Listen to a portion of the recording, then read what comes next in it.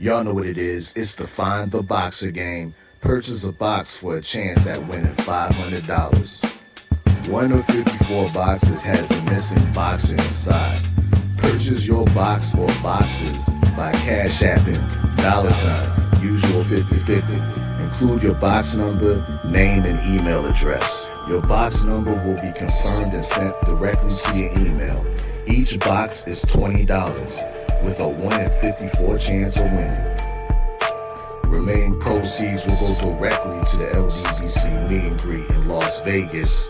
Shout out to the LDBC, and remember, it's a usual suspect day.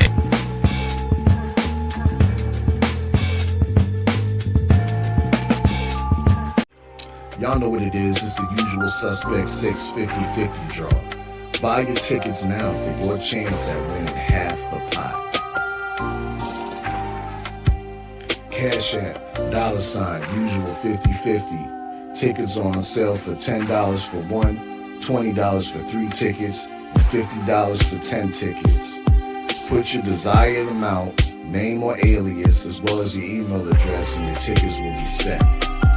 We announce the winning ticket numbers every other Friday on Supreme Beats Boxing Talk Bullshitting on the Beltway, 8:30 p.m. Eastern Time. Remaining proceeds will go directly to the LDBC meet and greet in Las Vegas. Shout out to the LDBC, and remember, it's a usual suspect day. Push the weight and no flex. Flex alive is one in the 6. Fit the runner, boy, you nigga, no question. You will run a motherfucker high stepping. Hey, you never had a big enough weapon. Motherfucker never learned your lesson. I'm a 88 pack nigga. I'm a 88 pack nigga. I mean, day walker, drink blood, fangs out, full moon, motherfucker change like a hoe, nigga. I'm just a nigga from the hood trying to stack a little cheddar for the money.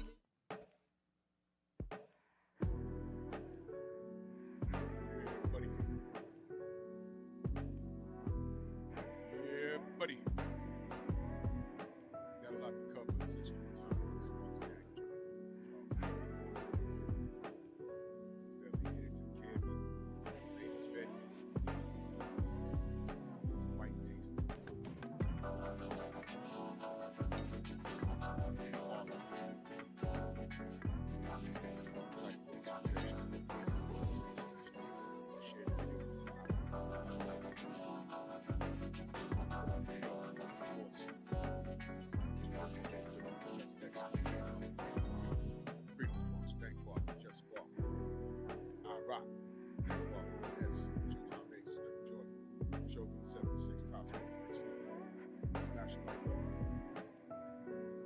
Music loud.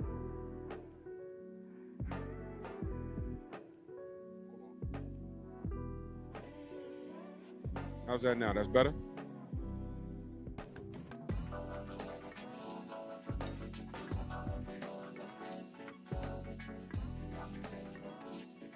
Test these. 1, 2. Is that better? All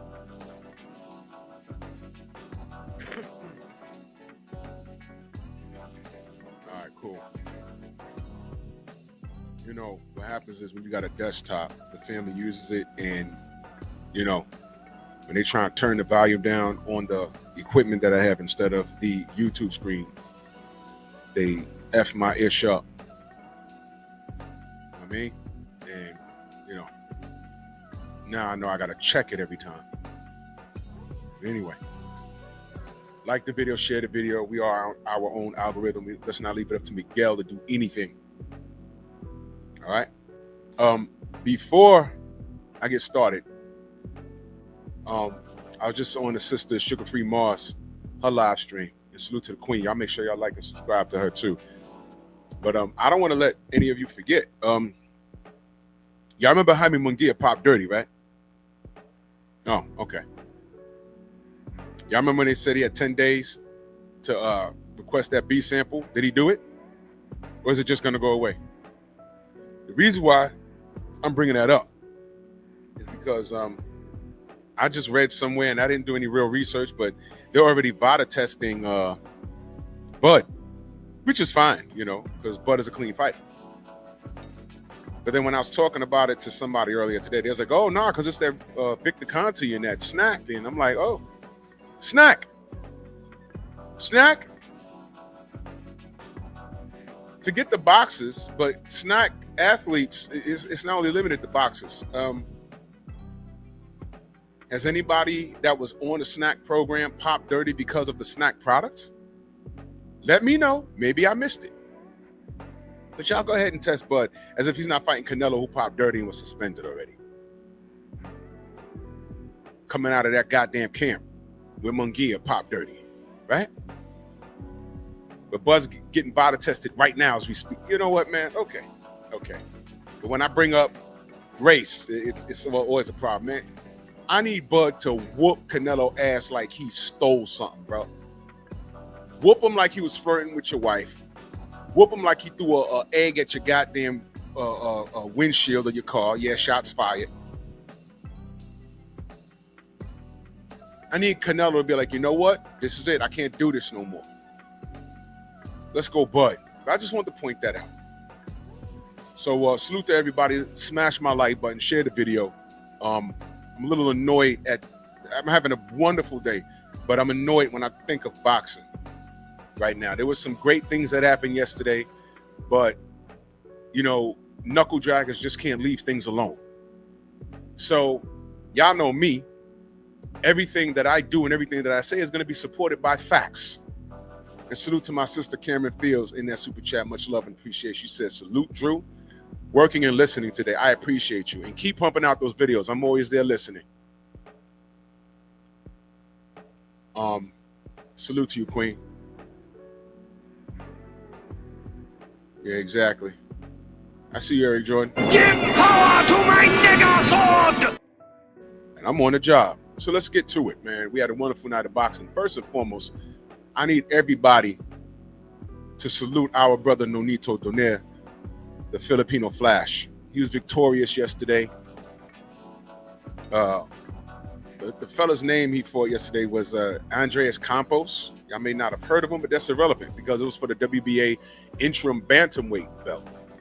And he fought in Argentina because Nonito's a road warrior. And let's give him his credit because he picked up a belt. A lot of people say that the climax of the fight was anticlimactic because of how it ended. But the thing is, Nonito wrapped up enough points to that where it went to the cards, he clearly won. There was no part of that fight that Campos won other than, you know, Nonito needed a goddamn football helmet because the headbutts were out of control. You know, Nonito got a cut, man. Go back and watch the fight. I mean, this dude, you remember that game for TurboGrafx, Bonk's Adventures? It was ridiculous. Derek Gaines, a legend, salute. Texas T, salute. It was ridiculous. The headbutts was out of control, but Nonito was outboxing a Campos. He clearly dictated the pace of the fight, and that kid was not in his league. I mean, he could scream about a rematch, and Nonito will still F him up. So salute to our brother Nonito Donaire, the road warrior that he is, picked up another belt. And let me just say this, man, Nonito's just fine. He it's further proof that when you know the basics of the sport, all right, you can get in there at pretty much, I mean, I'm not going to OD and be like getting in 80 and you still dominate. But Nonito has been in there with the best of the best. Okay? He understands the sport. The reflexes was there. The ring generalship was there. The toughness obviously is there. And 0 F's given. He got in there. And to me, he schooled that kid. He schooled that kid. Nonito's the OG now. He's 42 years old or something like that. And the Flash went in there and pistol whooped him. Dude was leading with the head, and you know, I mean, it was a dirty fight. But the reason why guys like Nonito and B-Hop, and I'm talking about the boxing career, we know B-Hop's an absolute nightmare now. But those guys stuck around longer than guys that existed based off of doing things unconventional and existing off of talent. Guys like Roy Jones, because once he lost a step in his athletic ability, we saw what happened. This is a game of split seconds in inches. And as soon as age caught up to him, he was getting caught.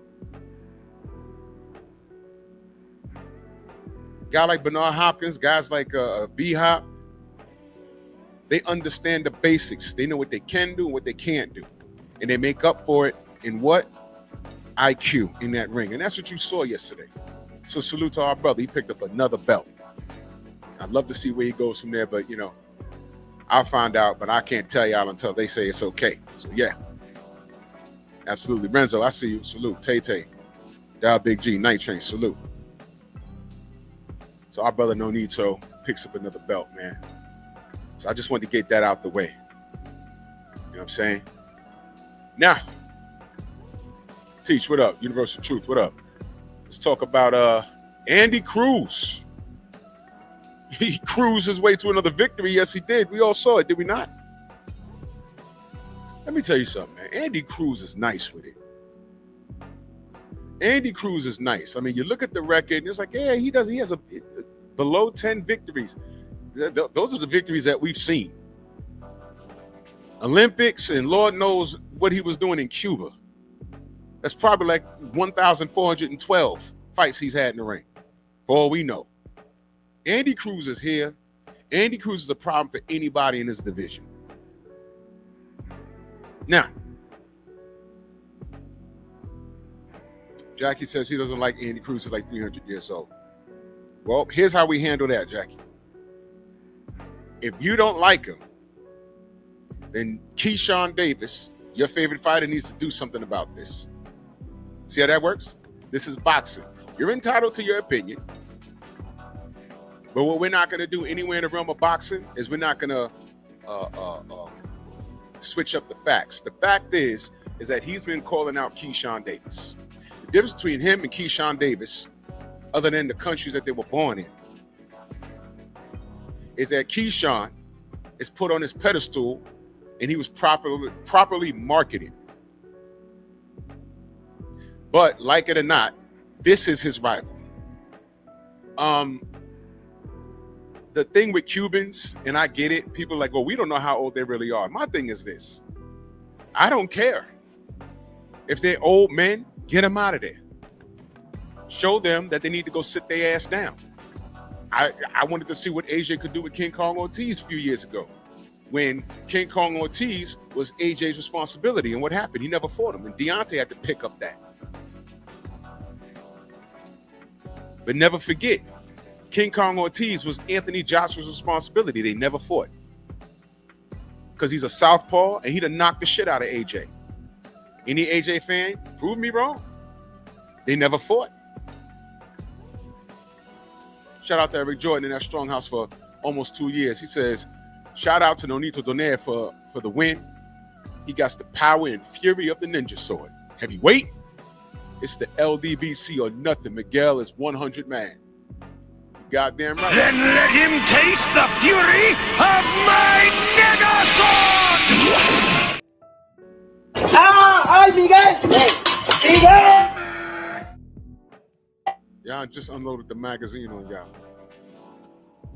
Hell yeah. So, salute, Eric. Always support. So, I mean, I understand. You know what? I don't understand. I was about to say I understand. No. You know what I understand about the bandwagon of hatred on Cuban fighters? You know what I can say I understand? I understand a bully mentality. You ever saw that kid in school that got bullied? And you get to school like, well, why y'all bullying the new kid? You don't even know, but some of you may have participated in laughing and joking with him. Oh, well, he stinks. You never got close enough to say that he stinks. You don't know that. He probably had one incident and the popular kid said it was something and then it was blown out of proportion. Now everybody says he stinks. Totally untrue. Oh, we don't know how old the Cubans are. Irrelevant. Knock of the South, salute. 88. Jason Bourne, salute. J-Man, salute. Texas, what up? I'm not with the bully mentality here. I'm not with it. The Cubans are old and washed up and we don't have birth certificates, fine. They're fighting, they're pros, beat them and get them out of there. That's all I wanted them to do with Guillermo Rigondeaux. You know what they did to him? Jackie, do you know what they did? You know, this ain't beef. I just want to show you something because this is the part where I'm educating at this point. Do you know what they did to Guillermo Rigondeaux? In fact, there's only one person that had the balls to fight him, and he's on this page right now. And that was Nonito, right here in New York, at Radio City. Valiant effort he put forth. But he was the only person, Copper, what up? The only person that had the balls to get in the ring and fight Guillermo when nobody would. I'm talking to the young man, Jackie. This is the education part, Jackie. I'm arming you. Okay, Jack, you don't even know who Guillermo Rigondeaux is. He's a black Cuban. Black Cuban. If you just stared at him, look at this fucking weirdo. God damn. All right, one more of those. And I'm putting on the subscribers mode only. One more of those, it's going subscribers mode only. Because I got stalkers. Niggas literally want to lick my balls. Disgusting. Anyway. Guillermo Rigondeaux, right? He's a Cuban fighter. I never cared how old he was. I was just looking at his skill set. There were 4 fighters that were making a lot of noise. Guillermo wanted all of the smoke. Abner Mares, Frampton, Quigg, and who am I forgetting? Oh, what's his name? Santa Cruz, Leo Santa Cruz. And what those 4 names did was they all fought each other. And they it might be on YouTube still. When they were all asked, what about Guillermo? All of them verbally said, I'm not fighting that guy. And nobody held their feet to the flame. They all fought each other and froze him out. Hashtag Black Murderers Row. They froze that brother out. I don't give a fuck if he's Cuban. That's my brother. He's black. Froze that man out and nobody cared. He had to go up how many weight classes to fight Lomachenko? Like 3? And here was the biggest crime. He had the WBA strap. Correct me if I'm wrong, y'all. Was it the WBA? I think it was. Left that belt, went up 2 or 3 weight classes, fought Lomachenko. I went to that fight at MSG. Guillermo lost, right? He had to retire in his corner because he broke his knuckle. His first loss, right? El Chacal, right? He lost and they stripped him of a belt he never lost in the ring. Stripped him. And I said, wait a minute, that had nothing to do with what he did. I mean, come on, they can't hold him down and just hold on to the belt? That was ridiculous.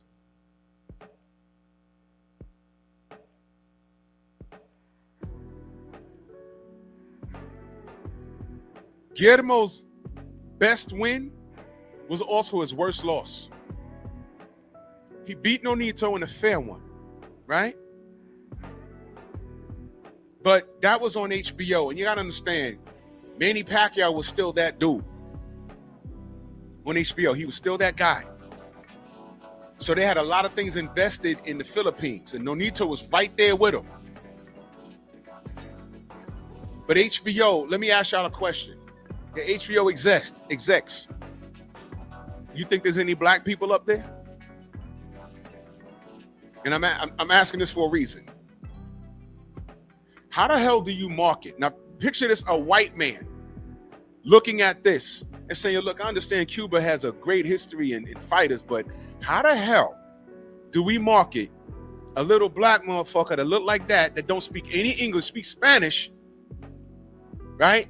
How do we market this to the American public? Quick answer, you don't. You don't. Which is why there was no pressure for Santa Cruz or Morris, 2 Mexicans, to fight him. Frampton, Quigg, 2 white Brits to fight him. There was no pressure. So, Jackie, you have to understand.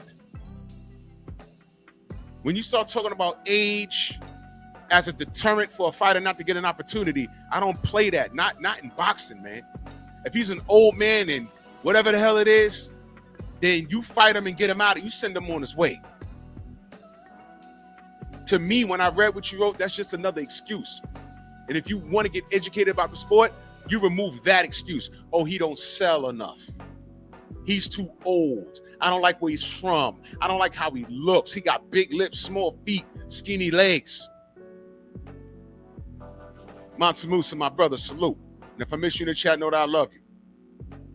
We got to get away from that. This is boxing. I literally was listening to my brother BF Cook, and this dude got in the comment section and said these fighters got to fight how they look.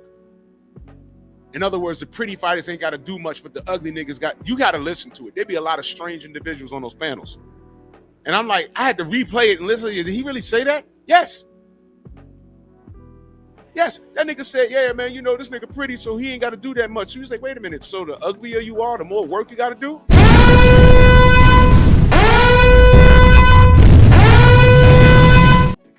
Exactly. All you got to do is let these niggas talk. Shaquilla, salute. Queen, PGH, salute. All you got to do is let them talk. I heard that. I said, man, I can't, man. I can't. These dudes tell on themselves. So I don't give a fuck if a Cuban comes up here and he dyes his hair black, but he's 50 years old. If he's in a position where there's an interesting fight that listen, what's the difference between Andy Cruz and Keyshawn? One nigga speak English and the other nigga speak Spanish. That's it. One from Cuba, the other one from goddamn Norfolk, Virginia. And at this point, with what Keyshawn's going through, who's the A side going into that? Since y'all like to talk about money, Keyshawn got one foot out the door through his own doing. So he might need this Andy Cruz fight. And all I'm saying is Andy Cruz wants the smoke. How many times did they fight already? Y'all put it in the chat. Educate me. I don't know. What I'm hearing is that he whooped his ass. Is that true? Y'all tell me. Educate me. Because I heard some things. Educate me. Did Andy Cruz not whoop this dude Keyshawn Davis ass? Tell me. That's what I'm hearing. So if that is the case, Andy 4-0, he whooped him 4 times. Wow. Now let me tell you how this goes. If Andy Cruz was Andy Fuchskinstein from Kazakhstan, there would have been more noise about that. Because here's what we know about the white Europeans. What do they beat us in the head with these white Europeans when, as a marketing ploy, when they're marketing them to us? They got 350,000 amateur wins in 2 losses. Golovkin, Loma, all of these guys, extensive amateur careers. Exactly, Jackie. It's the amateurs, though. And I'm saying that I don't give a damn about the amateurs. I don't care. Get it popping here. Golovkin had to get it popping here. And when he was getting it popping, it was his opponents was he was being steered in a certain direction. We peeped the play. The same thing with Loma. One win, they said, oh, this is the best thing we've seen since Muhammad Ali and Sugar Ray Leonard. Loses a second pro fight. So you're right, Jackie. It's the amateurs. So how does Keyshawn shut Andy Cruz up? How do you do it, Jackie? How does Keyshawn shut up all of Andy Cruz's? How does he shut him up? Because he's been talking. How does he shut Andy Cruz up and his fans? How does he do it? Go on and tell me. How do you shut somebody up in boxing? Go on. Stay dangerous. Salute.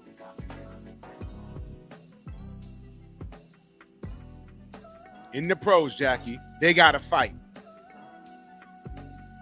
Now, I'm going to be, what my brother say? Stay Dangerous said, Keyshawn versus Andy. They were literally laughing at him. Check it out. Oh, wait, I'll pull that up in a second. It's the only sport that I know where if you got a problem with somebody, you could dead ass punch them in the goddamn face. Oh yeah, this was Kevin Hart and Snoop laughing at Keyshawn, laughing at his speech after he lost. I heard about this. Oh, I'm gonna make it short about. Thank you, brother. I heard about this. I couldn't find it because I didn't know where to look. They were laughing at him because he lost, but he's making some speech like he won something. This is the only sport where if you got a problem with somebody, you lace them up and you get it popping. But this has also become the sport where, depending on who the fighter is, if they have a crazy fan base, they will justify their fighters not fighting their contemporaries. And I'm just saying, Jackie, I know that you support Keyshawn. I'm not trying to change anybody's mind about who they support. What I will say is this, though. This is the fight business. Do not be the type of supporter that'll justify your guy not fighting his contemporary. Don't do that. D free, salute. King Rick, salute. Don't be that guy.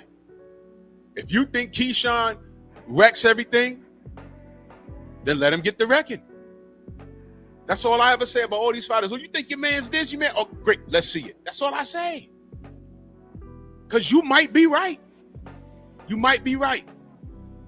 But then when the fighters start saying, oh, well, there ain't enough money, and why I got to go over there, man? I'm the A side. I say, oh, hold on now. And that's why in that aspect, I appreciate Turkey.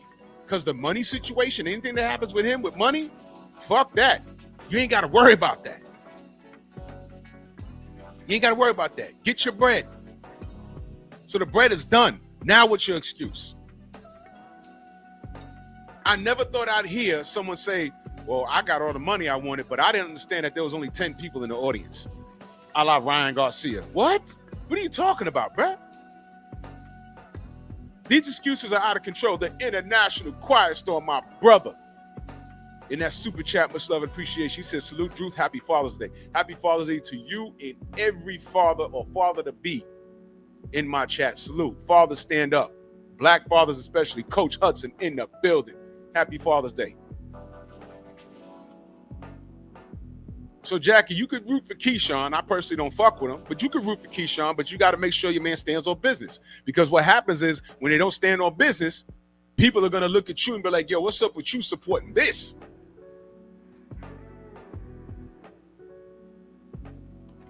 You know, you got to, what the fuck? God damn, that was weird. Hold on. I see you, J-Man. Hey, Ryan, you ain't got like but 5 people in the audience. You got paid 15 mil. What's your problem? Who cares? Ain't no problem. You wasn't juiced to the gills and you got your ass whooped. That's what happened. Anyway, Keyshawn Davis got an Andy Cruz problem. And you know what? You mess around, he might need that fight. Because he wore out his welcome. Time to move up. 5 pounds overweight. And he didn't even care. He's flexing on there. He really thought that, hey, man, Edwin need the bread. And I know there's some shit going on with Edwin's team and whatever. I need to do more research, and shout out to Blue Blood and shout out to Black Martial Arts Society. Brought some information to my attention. So I'm going to review it and talk about it. But Keyshawn, that was a black eye to the sport, and it really affected his brand. And this is the part where Keyshawn Davis fanatics have to hold themselves accountable, hold him accountable, because what he's doing is leaving y'all out there. If y'all support that melee, Cujo, salute. Yeah, if y'all support that melee that he got involved with, and let me park here for a minute. A lot of people saying, you know, his coach or somebody from his team said, we didn't start it. We went to the locker room, and people was like, maybe he was congratulating him. I don't know. I wasn't there. But I need you to understand something. How you behave, and this is Delano, salute. This leads into the topic tonight, the title of the show, boxing and demeanor. How you behave speaks volumes about how you're treated. Now, here's the crazy part. Black Martial Arts Society, salute. Here's the crazy part. They could be telling the truth. They could be telling the truth. They could have went in there and Albright's team, they said his brother jumped the gun and they escalated it and it spilled out into the hallway. They could be telling the truth, but let me ask y'all a question. Everything as you do it everything you do as an adult. And if you don't know, now you know because I'm telling you. Everything you do as an adult, you have to think it through like as if you're standing in front of a judge and being called defendant. And the judge say, explain yourself. Why'd you do what you did? It's literally your word against the plaintiff's word. Nobody knows. No cameras in the locker room. It happened so fast, no one got their phones out. What we did see was what ESPN showed us, and it looked crazy. But they said it started in the locker room, and they started it. Now, let me say this. Brother Reese, happy Father's Day. Salute. Let me say this. Need you to listen carefully. If it comes down to a judge making a decision, they don't know you, but do they not judge people in the courtroom based off of their past? Like, okay, you said your side, you said your side. Well, what kind of person is he? Prince, salute. Same to you. PJ, salute. Don't they question your character? You see what I mean? Once they go there, they factor in their decision based off of who you are as a person. So I just told you, what's messed up is that Keyshawn could be telling the truth. But if you go on his social media and see how he behaves and see his demeanor after he missed weight by 5 pounds, and he's walking around eating popcorn, and he's starting trouble online. Why was he beefing with Abdullah Mason when you know you can't make 135 anymore? What was all that about? What y'all might have thought that was cool to look at. It did sound cool, but then when I heard he missed weight by 5 pounds, I said, okay, well, that's not only messed up for De Los Santos, but why was he talking to Abdullah Mason like that when he knows he can't make the weight? So you were just talking. Yo, what the kids say? You're capping. So you FOS. You full of shit. See those little things, they factor that in. And a good lawyer will nitpick and pick up these things and say, look, he did this, he said this, and he did this on social media. They'll pull up the Fernando Vargas video, and the father could get it too. Davis boys versus the Vargas boys. Fathers, we don't need that. We don't even know what that is. That shows he's a loose cannon and speaks emotionally. So those little things, and then when Albright's team said we ain't do nothing, they came in there, headbutted us and shit, they were like, all right, I'm subject to believe. And then they look at, well, what kind of person is Albright? Minimum presence on social media. He don't have these meltdowns. He trains. In fact, Keyshawn beat him already. And now he's mad because he beat his brother, and this kid came in, and he had Allen Iverson and Shaquille O'Neal and Michael Vick, and he blew weight, thinking that De Los Santos was going to take the fight anyway. So he was already mad, and then his brother gets beat up, and then he goes in the locker room and behaves like every bit the thug that he points out to be. Now, if you're a judge, you got to factor in everything and make a decision. Plus, he started a fight, and his baby was in the damn carriage. That's Keyshawn Davis. And all of that, and they could be telling the truth when he says, yo, this shit started in the locker room. They started. We didn't see that. We know your track record as a person. We see your social media presence. We see you beefing with people online. We see your behavior. We also know that you've had some mental problems in the past. He said this. You might have been having a meltdown right there, seeing your brother. I mean, come on. You blew money. You done paid out your opponent. He didn't even have to get in the ring.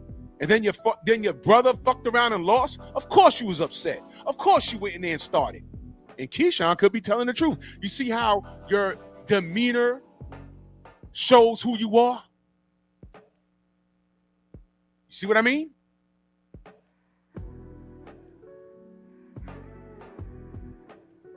Who I am online is who I am in real life.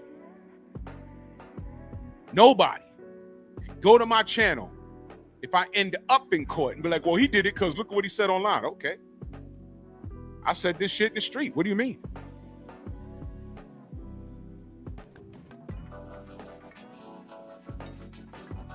You answer it. You answer it by your demeanor.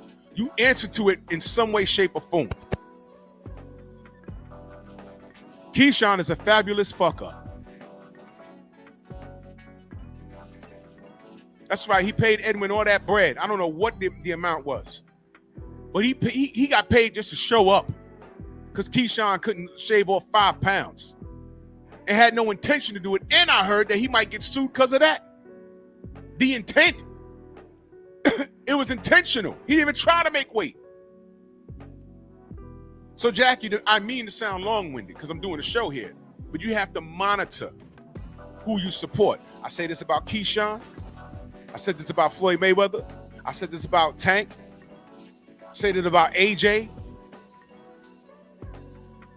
I don't support a fighter just because I like his hair or he's from my borough or I know him or know someone who knows him. No. You got to show me what kind of person you are. And right now, as it stands, Keyshawn is a horrible person. Did he apologize to his fans yet? Jackie, did he apologize to you? And I know you probably don't look for the apology because you're young. You don't see nothing wrong in his behavior. As a professional, if I bought money to go see that fight and I went to go see him, and then I found out not only did he's not injured, he missed weight by 5 pounds. I'm like, 5 pounds? What? He hasn't apologized. So, and then what did he say? What did his brothers say? Let me see if I can find it. And these are just things I need you to consider, Jackie. These are things I need you to consider. Let's see if I still have it. Where is it?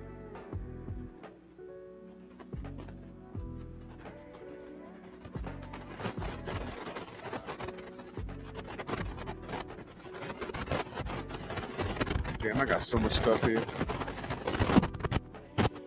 Damn. Where is it? Damn thing. I can't find it right now, but he said something to the effect of, we'll be back and better,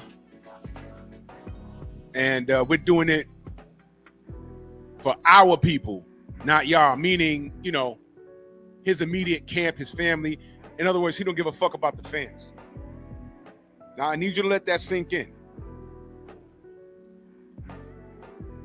That's very immature. They're not taking accountability. You don't miss 5 pounds without saying it. Who do you blame when you miss 5 pounds? That's your fault. You know what I'm saying? And then when the fans say, yo, I want a refund, I heard they gave back like 2,000 seats. That hurts. They lost money. And then on top of that, you start a fight backstage that's caught on video. Your black ass got all those white folk looking at you strange because by default, you're a direct representation of your people. That's another thing that's a problem.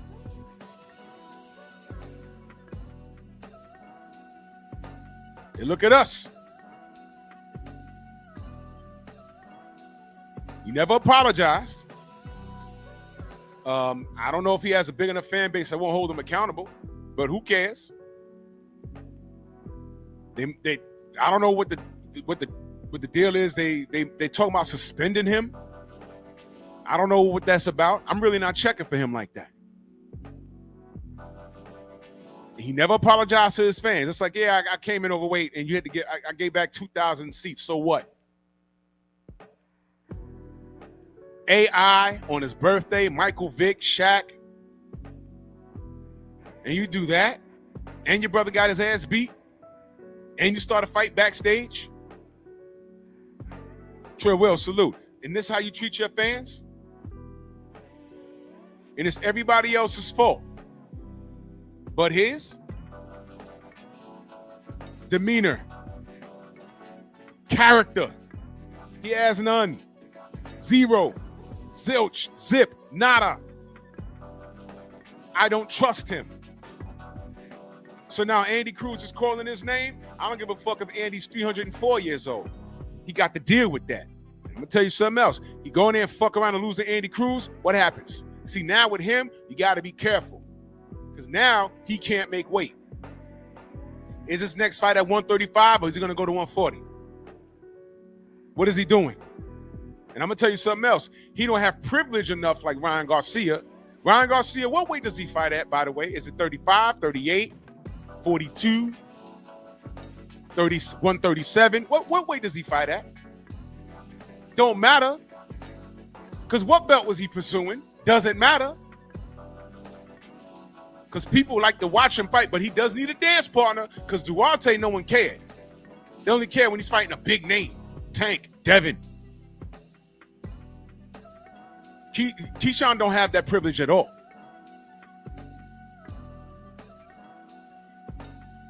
Exactly, King Rick. He's 29. He looks it. I don't, he ain't hop on no goddamn raft and dodge sharks and turn up in Miami. Not that I know of. If he did, y'all let me know. Straight combo. Salute. Hold on 1 second, y'all. Hold on 1 second.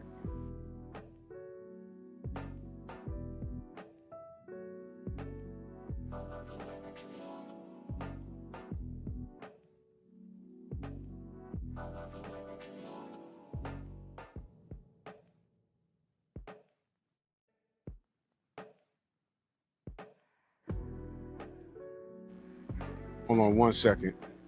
I gotta send a link to somebody.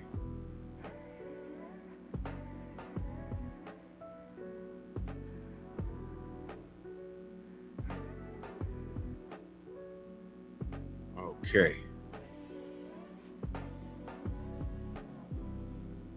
Joe, what up? Straight combo, what up? Yeah, so Keyshawn gotta do something. And is it time for him to change? That's up to him. That's up to him. But as of right now, I have no faith in him. So I fucks with Andy Cruz. He beat up what's this dude's name? The Japanese dude, Hashimiro, whatever. That guy didn't belong in the ring with Cruz. Didn't belong in the ring with him. And he mopped the floor with him. Did a wonderful job. And if he's talking about Keyshawn, get the smoke. Get to the smoke. I'm with it.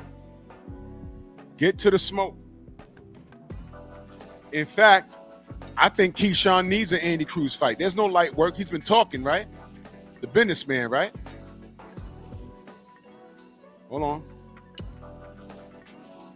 Hey, Ray, yo. what's going on? What's up? How are you guys? How many belts is this now? 13 according to Nonito. God damn. So talk to us, man. Take us through it. It's been different here, 100%. I think that, I think we need to shed light on some of the trials and tribulations of going to other countries. We've warned people about different stuff that happened in Japan. Yep. We've never fought in Latin America, so apparently, it's a thing where they don't. Some opponents don't bring their own gloves. Yep. Okay, so that was the first thing. First of all, let me rewind it real quick. Nonito didn't know he was fighting until 4 weeks before the fight. So we had an opponent in late April. And that guy, we posted something of Nonito training, and that guy had, within 24 hours came down with an injury. Mm-hmm. So then they were looking for an opponent, and in that time, Antonio Vargas was elevated to champion status, and the interim was open. All right, it's funny you explaining that because this dude Jackie just said an interim belt isn't a real belt unless I've been mistaken. So Jackie, I heard you. I hope you picked up what she just explained it as you typed it. She just explained it. What happened? Yeah, an interim belt is still a world championship. It's because of the fact that the champion at the weight division is in recess. Now, whether or not he ever comes out of recess, is a whole different story, because then people, the division can't stop just because someone has an injury. I'm not saying that, you know, he doesn't have a real injury or not, but if we continue to, every time there is an injury, because boxing is a physical sport, we stop the entire division. You stop everyone from moving just because it's no one else's fault that you got hurt. It might not also be your fault, but no one else should pay the price just because you're injured. So they're moving along the division. When the champion in recess, Satsumi, decides to come back, then it's going to be a very interesting conversation, because you have the regular and then you have the interim. Super is open. There's no super champion. I would like to see what would happen when Satsumi comes back. Can we challenge him for the super, considering we're the interim? We don't know. We're just playing everything day by day, taking every opportunity that we can. So there's that. When it comes to, like I said, so we didn't know who we were fighting. And about 3 weeks ago, you know, everyone's like, well, we don't know who he's fighting. We don't know. Nonito's like teeter-tottering. He's like, babe, let me just eat, you know, like, not like, he wanted to, you know, have his fun in eating. And I had him on a strict diet. And I told him, I remember it was a Lilo and Stitch premiere. And I was like, let's just wait. Just so happens we went to my friend's restaurant after. And we were sitting next to someone. He's like, hey, he's like, oh, you're a boxer? The owner tells me you're a boxer. He's like, yeah. He's like, I know a trainer. And that guy told us, he was like, Nonito FaceTime with him. He's all, I know who you're fighting. And I looked at Nonito and he looked at me. I was like, I fucking told you. I was like, they're not going to tell us till the last goddamn minute, because they want you to be at your worst. Yeah. Right? Yeah. So, you know, we heard that and I was like, all right, bet. Like, y'all. So, you know, what I did is I posted a picture of 6 months ago when Nonito was smoking a cigar, eating pizza and shit like that. Like, y'all think that we weren't training. Yep. But Nonito still had to cut the weight. So we get here in Argentina. They're fucking amazing here in Argentina. The people here are super nice. They've been very accommodating. It wasn't Campos, it was his camp. So we went to the weigh-ins. I left Basil, who's my cutman, at the rules meeting and glove selection because Nonito wanted to leave. I was like, all right, I'm going to take him. You got this? He's like, yeah. He comes back and he's like, Rachel, I need to talk to you. I was like, what's going on? And he's all,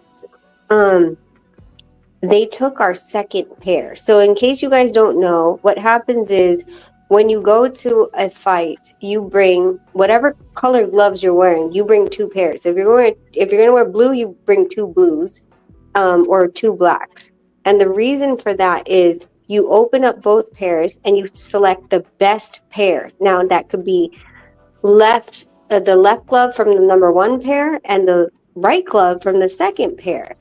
And then you have that as a backup. So once you start hitting the mitts and you're like, actually, this doesn't feel good, I want to switch it out. That's why you have 2 pairs of the same color. Okay? He wanted our second pair. And apparently Basil was like, I didn't know what to do. They said they were going to cancel the fight. The promoter gave him gloves and he refused the gloves. He wanted our Everlast gloves. What the fuck? Yep. And they brought gloves, and the gloves were used from another fight already. There was a computer signature. There was blood on them. What? Yeah. Okay. So boxing, y'all. So Basil tells us Nonito's eating. Nonito's like, I don't care. But Nonito's eating. He's not actually focused on what's going on, right? He's just eating. 2 hours later, I'm sitting in the room with Nonito, and he's like, I was explaining to someone what was happening, and all of a sudden you hear Nonito from the other side of the room. He's like, fuck them. And I'm like, oh, here we go. And he's like, they're not taking my second pair. And so I was like, all right. I was like, okay, let me fix it. So I text everybody. I was like, nope, we need to do a re-glove selection, blah, blah, blah. So the next morning at 1 p.m., We're waiting downstairs in the lobby. Dude doesn't show up from the other camp until 2. Okay, I've been fucking waiting here. And so finally he shows up. I was like, Basil sitting across from him. So both of the guys that had met each other yesterday now they're sitting across from each other. And they're talking. He's like, you agreed to it. What's the problem? And Basil's like, my fighter doesn't want it. He's like, yeah, but what's the problem? You agreed to it yesterday, this, and that. After going back and forth, I'm just sitting there. And eventually when I get fed up, I'm like, yeah, no, we're not doing that. He's like, I'm sorry, what? Who are you? And I was like, I'm the fucking head trainer and I'm the manager. I'm overriding my cutman. And he was like, well, I mean, I was like, listen, like y'all came, you didn't bring gloves? And he's like, no, we never bring gloves. I was like, you guys fought Sonny Edwards. Stop fucking around. I know you guys are not like this is your first world championship. This is your second. So don't play with me. I know Sonny didn't give you his second pair. And he looked at me and was like, well, what if we brought Everlast? And it was the same type of glove. I was like, then you brought Everlast. He's like, well, why can't we use yours? I was like, because I fucking paid for it. It's mine. Exactly, duh.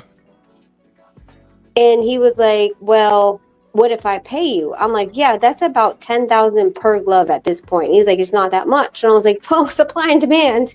You don't have them, and I do.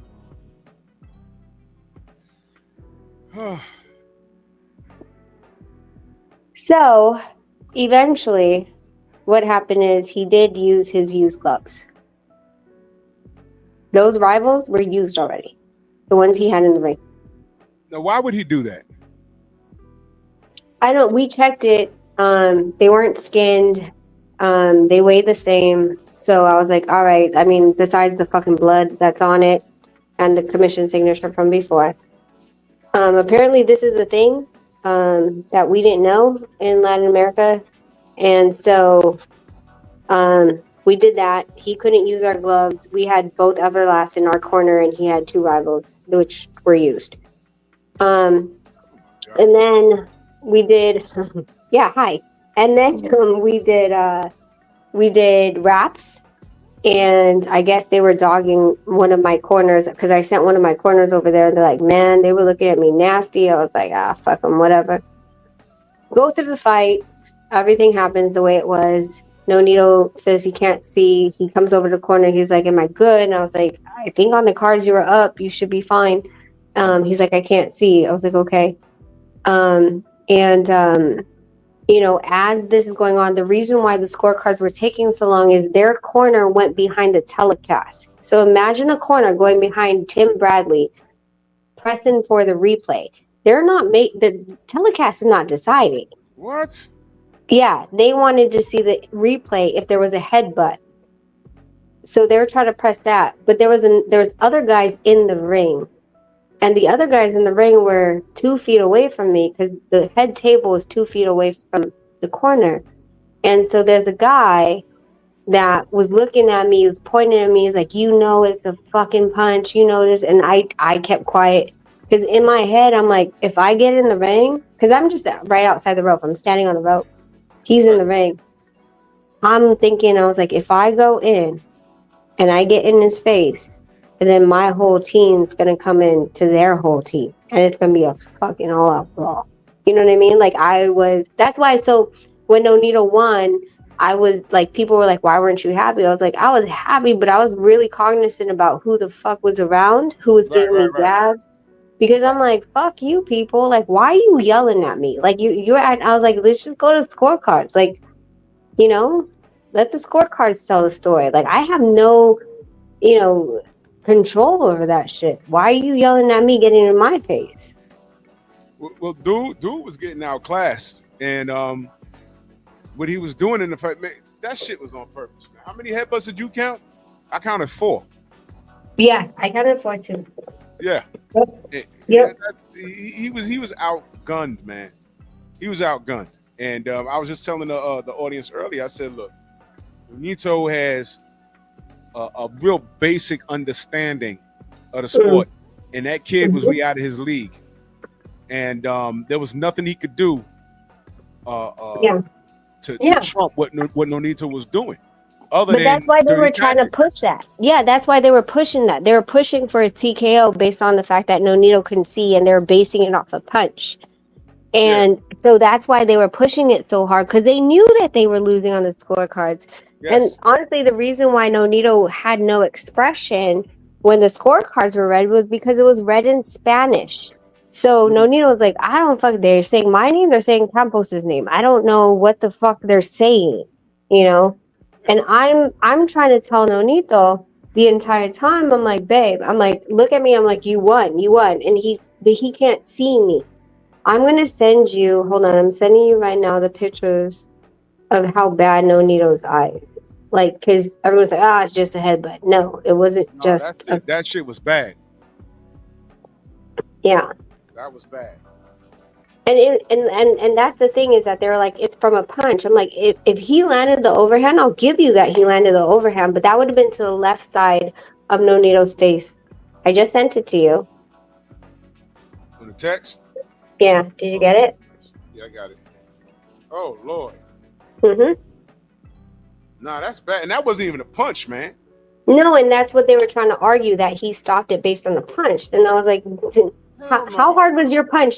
You can upload it. You can, show the people so they see it.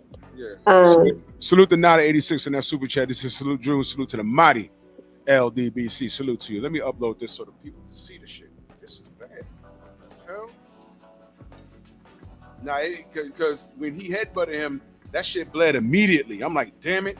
And of course, it's strategic. They were trying to go for, that was a punch. To go for the TKO, it was clearly a headbutt, man. Clearly. Yeah, and that was the thing, right? Like, they were hoping on replay and all this other shit. Like, even if you play the blood, if you're like, even if you played the blood, like how the fuck did you hit him with an overhead right to the left side of his face, and then there's blood dripping from the right side of his face? Right. Like, you was that strong. But that's what they were trying to play, and I was just calm. That's why I said what I said on Instagram. I'm like, dude, like, if I popped off, okay, like, let's see how many of you guys, because we have an MMA fighter in our corner too, and I'll fucking go. Like, like, I was like, and then I was like, okay, if Nonito, and that's my thing, is Nonito's in the ring, and, everyone's all over the place. I'm watching Nonito. This guy's yelling at me. If I make a stink, Nonito's going to pop him from behind. You know what I mean? Yeah, chill. So I just chill.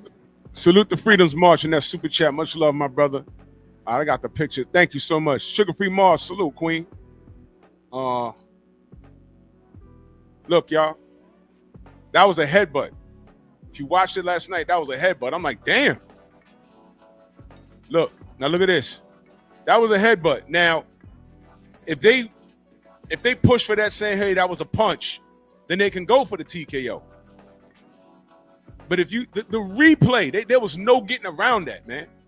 There was 4 headbutts the whole fight, and that's why his face looked like that. The dude was cheating. That wasn't no accident. Yeah, I know. You texted me. I was like, man. That was some bullshit, man. I was like, yo. Box Adventure, man. This shit is stupid. Yeah. God damn. Well, how you doing now? Nonito's better today. So what we always do, it doesn't matter, like, even if you go back all the way to Montiel, Nonito always stays up 12 hours after his fight, just to make sure there's no swelling, there's no headache, there's no double vision. We don't take ibuprofen, we don't take Tylenol, nothing until after the 12 hours to make sure that we're watching for any, problem. He, got through 11 a.m. this morning completely fine. His eye was swelling a little bit, so as soon as 12 hours went up, then we gave him some anti-inflammatory. The swelling's going down. His eye is still watering a bit, but he's feeling much better. We're here until Tuesday. I always, listen, fighters, I know that the promoters want to push you out at the 6 a.m. fight on Sunday, but, take care of your health first. So We are not leaving until Tuesday. That was already scheduled beforehand anyway. And we're just allowing him the swelling to go down before we go on a fucking 10-hour flight back to the States. Damn. Damn. How the kids liking it down there? Oh, they didn't come. Oh, they didn't come? No, I didn't. I couldn't make sure, with the political unrest of other countries and the protection that we have within the US, I couldn't risk it. Actually, I think it was Tuesday or Wednesday. They actually arrested the former president of Argentina and they shut down the highways because there was protests. And, I was looking back at it and I'm like, thank God my kids aren't here. There wasn't, we didn't get anything in Buenos Aires. Thank God. But, that's just an added thing that I have to worry about, bringing the kids. There was a movie that, there was a family that went, I think it was Thailand or something, or Vietnam, I can't remember. And there was a political unrest and his kids were in the hotel and they had to flee the country. Like, that's my worst case scenario. That's like my most horrible thing. You know where my kids are. If my kids aren't ringside, they're at the hotel. Well, you know where the fuck they are. Everyone knows where we are right now. It's a lot of unrest worldwide, man. This is some bullshit going on, bro. I mean, if you don't have to, stay your ass where you live. If you don't have to, because I'm in New York and there's some places in Manhattan I don't want to go to right now. Just in case, like everything going on with ICE and everything else. It's just out of control out here. I don't like that. No, Vegas, there's they pulled the protests from LA all the way to Vegas. There's a lot of arrests in Vegas though, because they're like, you can't disrupt the strip in Vegas. So there's a couple fires and shootings in Vegas that's been happening. So yeah, for sure. But at least in the US it's somewhat, my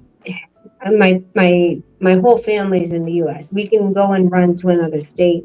Within Buenos Aires, like if something happened to the kids, who do I tell? They don't speak Spanish, and where do I tell them to go? So it was just an added pressure for me to have to deal with for the boys to be here, and I chose for them to just stay home. It's a good move. It's a damn good move.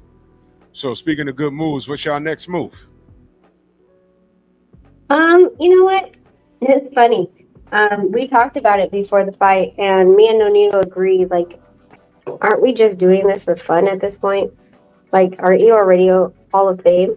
Like, you know what I mean? Mm-hmm. We think that there's too much emphasis on not appreciating the moment that you're given and the win in the time that it is presented to you. Mm-hmm. We are very thankful for everybody for all the support that you guys have given us. And we also appreciate, every minute and second that Nonito has his health. So, in that being said, whatever opportunity, whenever it comes, because the landscape of boxing always changes, we'll take it in stride. But at this present moment, we're focusing on his recovery of his eye. And we're enjoying the fucking fact that we're in Buenos Aires, that this was, besides the fucking drama of the Chilean team, they've treated us amazingly, and we should just celebrate that he won. Because we forget that with boxers, like, it's just one more fight could end it, Yeah.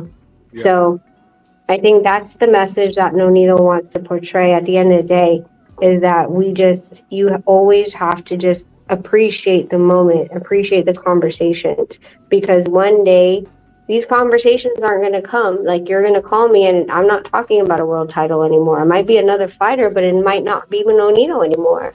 So we're just appreciative of where we are right now and just holding into the moment. Man, that's great. That's great. It's great to do it because you want to do it, not because you have to do it. You know what I mean? Exactly. It's like, Like, I actually sent out a tweet a couple days ago. I said, I'm watching. And nobody knew what I was saying. And I told Nonito, we were having lunch. And I was like, hey, I said this tweet without saying who. But I'm watching. We've been here fucking how many times? Nonito's lost 8 times, okay? The first one, whatever. Second one, all right. Third, fourth, fifth, sixth, seventh. You know, even the Bali fight, like how many people counted us out? And I'm watching who the fuck was in our corner before and who the fuck is in, like, all of a sudden in our inboxes today, right? It's like, oh, we always believed in it. Like, bitch, no, you didn't. You didn't even say we were fighting. Man, can't stand people like that. I swear to God, man. That's what I'm saying. Like, we're experienced enough in the game to just be like, no, we don't have to give you a fucking interview. I don't. Why do I have to? I don't have to. But did you cover it before? Were you even telling people about it? Did you cover it live? Did you say what you thought? Did you at least tweet out that he's fighting? Nothing? No, but then now you a fan again? Like, you're fickle, and I'm sorry, I'm too old for this shit. Exactly. Nonito's not gonna say it. But you know me, I don't give a fuck. Like, you didn't support him then, don't DM. Please don't. Don't text me. If your number is not showing up in my phone anymore and it's just a blank number, you should stay that way. Stay that way. What? Man, I know that too well, man. Let me take a moment to salute Victor, who I haven't seen since Tank got the grease knocked out his head. Good night. Salute, Victor. Good to see you. Yeah, man. But cats jump shit. That's cool. You can jump shit, but stay your ass over there. Exactly. Yep. And that's one of the things that the youngins need to learn. Like, listen, like every day, like they're like, oh, no one's talking about me, and then they talk about you.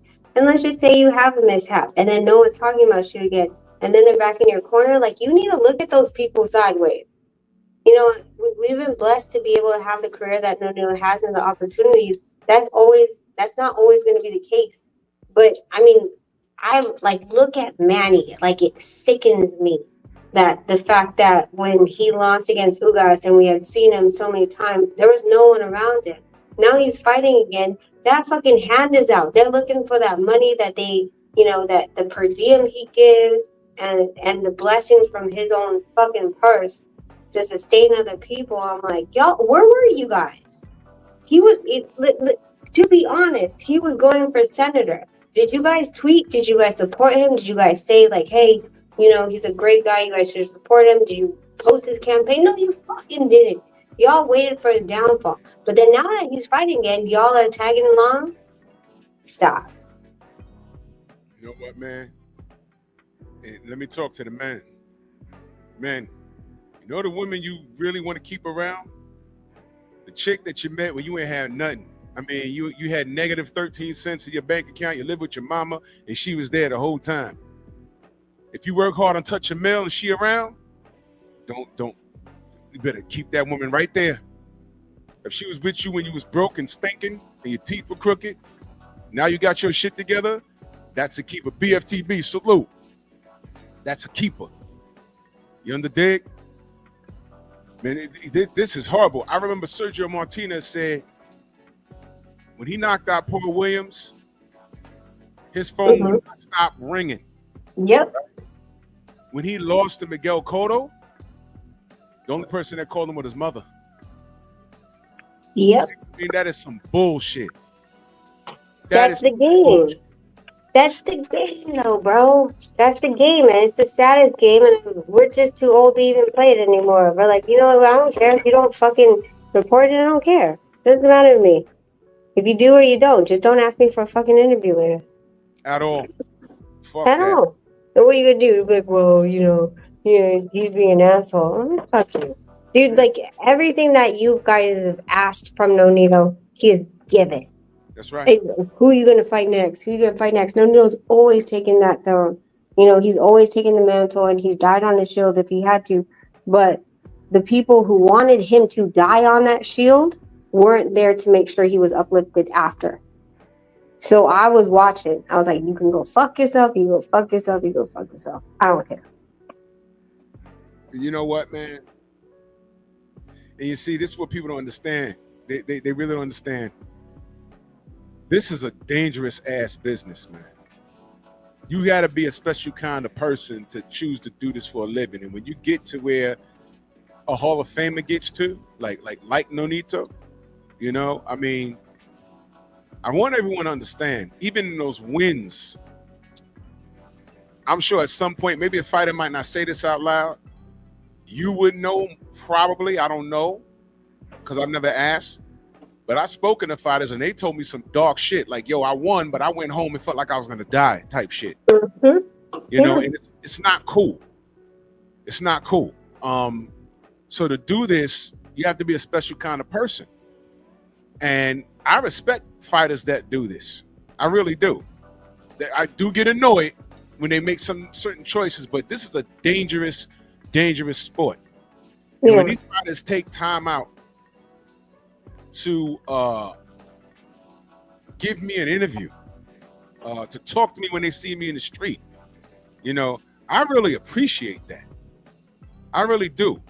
And the fact that I hear stories that, you know, oh man, I was close with this person and, you know, I ain't give him $5 one day and he just turned on me. He was on social media dragging me. And I ain't seen him in like 8 years and now he popping up. Now that I had a 2-fight win streak. Get the fuck out of here with that. These turncoats out here. This shit is crazy. Yeah. With all the babies on social media, it's disgusting, man. Well, and let me talking about the babies on social media. Why the fuck? Okay, I'm sorry. I'm just griping at this point. Why the fuck is Nonito, who is 42 years old, can make 118, and these young bucks can't fucking bite down and make the weight that they're supposed to? Thank you. The fuck, bro? You don't think that it was hard? It was hard. Wasn't easy. It was fucking hard as shit. You don't think that Nonito was mad a lot? Now, I'm gonna guess. You could tell me if I'm off. But when Nonito ain't got shit to do, he's just walking around. He's a fighter. I'm sure he stays in shape. But yes. His walk around weight. Let me guess. Is his walk around weight on or close to 130? Yeah. 135 if we're in like vacation and he's not training. But by the time he's in training, 12 weeks out, he's about 132. 6 rounds, he's walking at 128. And then it goes down as more rounds go because now we're putting more load.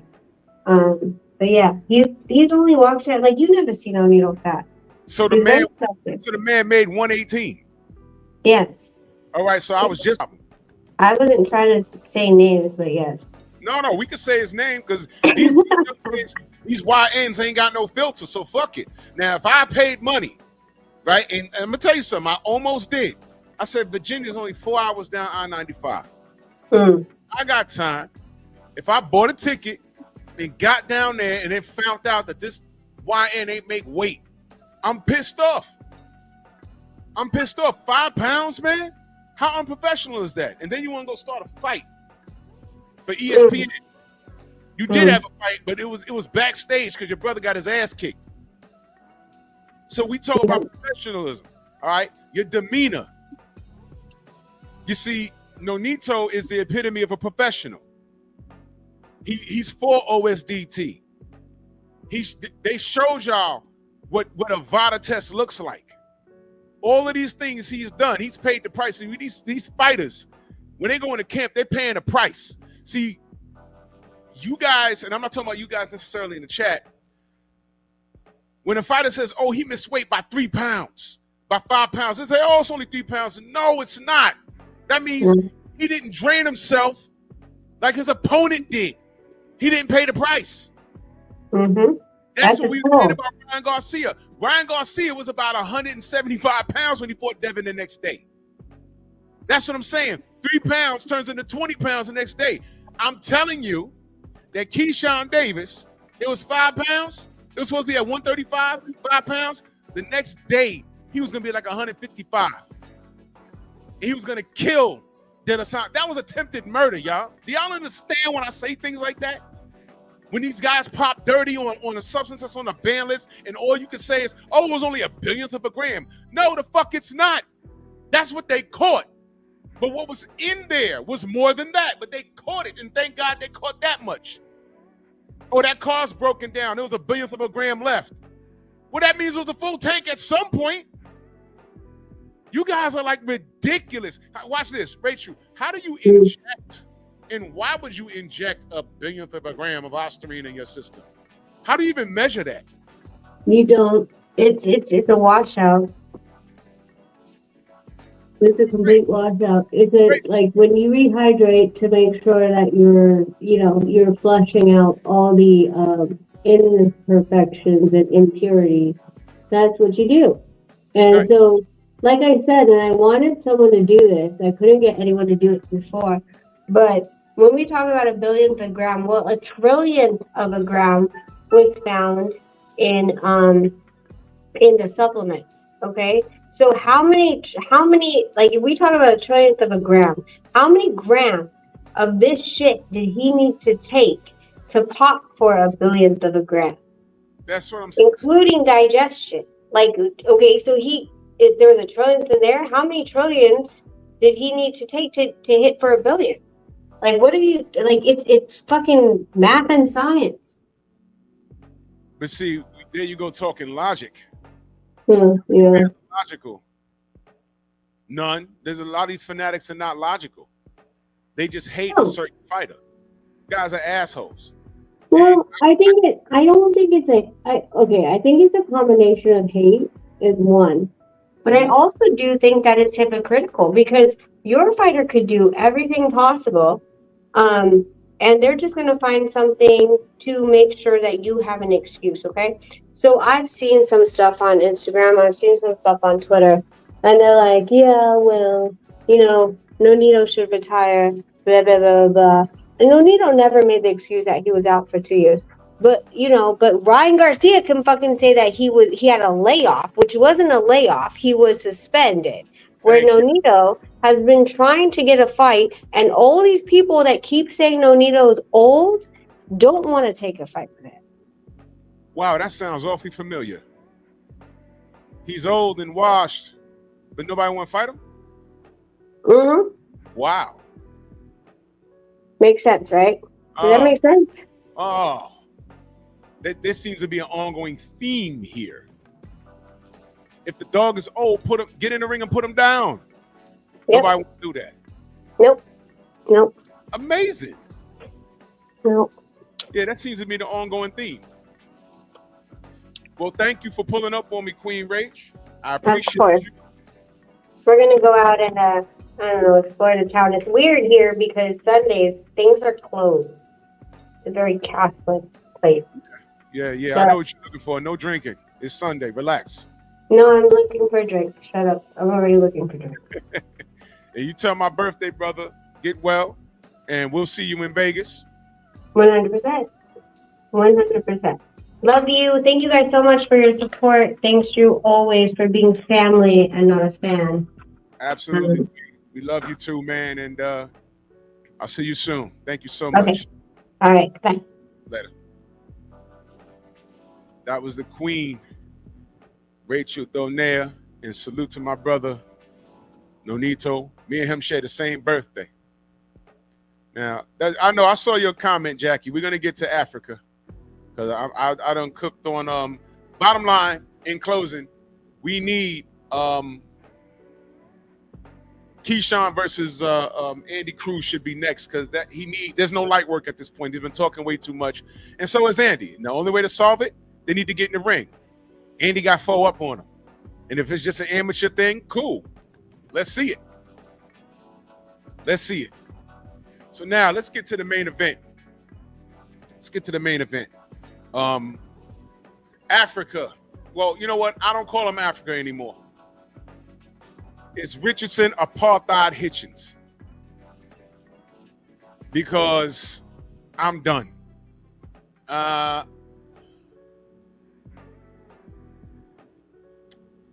tired of you monkeys.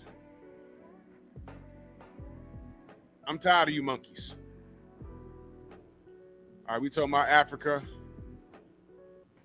Okay, let's talk about apartheid.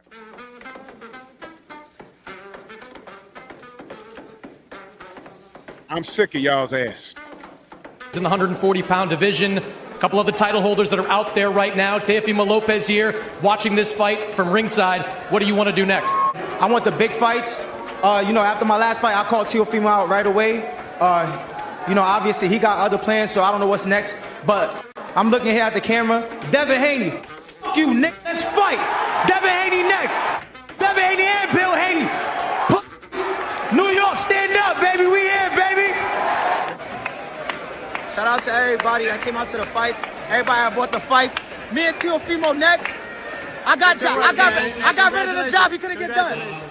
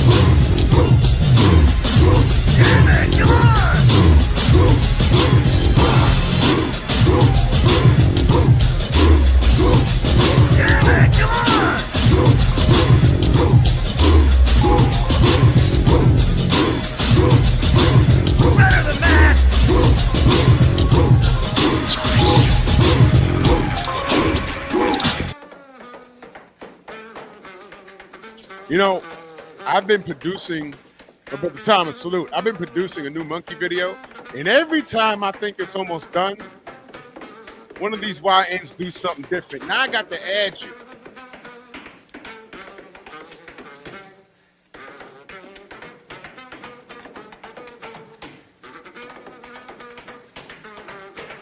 Now I didn't know. When I went live at the Fatal Fury Presser about 3 months ago, do y'all remember watching that live? My audio was fucked up. But Apartheid was barking on Teofimo Lopez on stage, calling him all kinds of racist and stuff.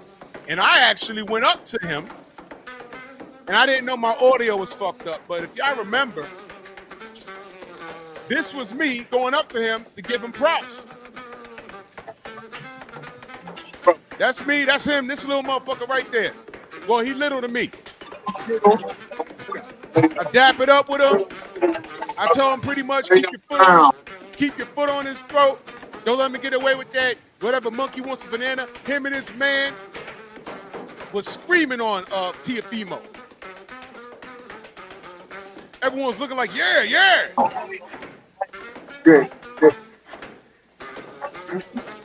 Yep. I said, stay on this bumper. He a pussy. I am down. Yes, sir. That was Najee right there. If y'all remember that. Now, I didn't know my mic was that bad. But that's what happened.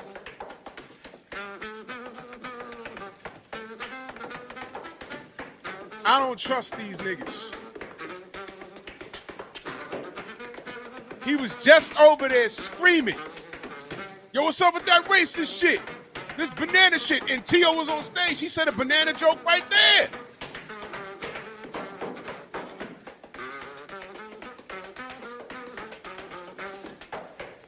Now, how the hell we go from that to last night? And then when I say I got trust issues there, Drew, what you talking about? Exhibit A, B, C, D. I don't trust you dudes. It's like every month is something new.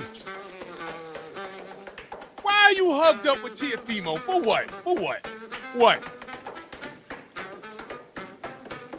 That clown never apologized for nothing. He didn't say sorry for the bananas. He didn't say sorry. But I got more smoke for them later. Let's talk about the fight. Oh, let's talk about the fight.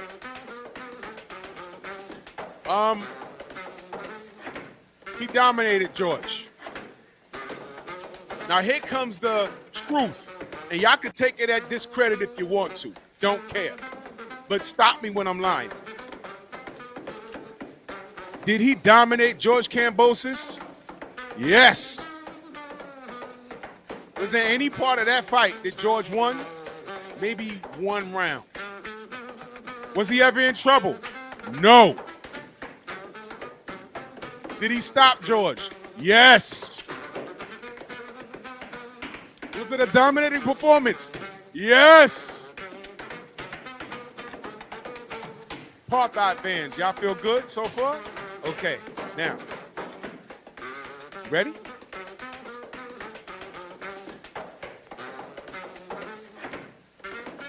What weight was it at? 140? Are you sure? How much do you think apartheid weighed last night? Because I'm going to tell you what happened. He had to weigh in 3 times. Missed weight 2 times. 3rd time's a charm, he made it. What does that tell you? That tells you his ass is too big, right? So on fight night, to me, did you see the size difference between him and George? Is anybody gonna say apartheid was a weight bully? Whoa! What the Don't! Probably not. Things like that are reserved for others. We had a problem making 140. So no one's gonna call apartheid a weight bully. Just like no one's gonna call Keyshawn Davis a weight bully. I haven't seen it yet. He tried to cheat De Los Santos. You know he tried to cheat him, right? No one called him a weight bully. This motherfucker had to weigh in 3 times.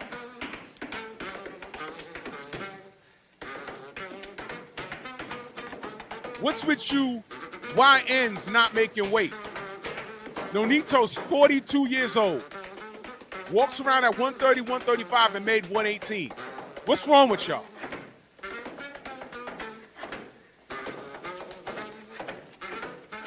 So now, he gets in there and he looks super bigger than George Kambosos. He did. He did. He looked super bigger than him. If y'all understand boxing and y'all saw that shit last, yo, when they went to the stare down, I said, yo, you know what it looked like? If those were kids, that looked like a 16-year-old about to throw hands with a 12-year-old. You peep what I just said? When you're 12, you're just getting into puberty. A 16-year-old now got facial hair. There's a difference. There's a big difference. And I'm looking like, yo, wow. Where's the lie? Oh, you don't know because you don't know how much he weighed. I bet you he was at least, and I'm going to be nice, I bet you he was at least 155 on fight night. And I'm being nice by saying that. But okay, I can't prove it. Neither can you. But there was a substantial size difference. And it took him 3 times to make the weight the day before. But whatever. So let's go here.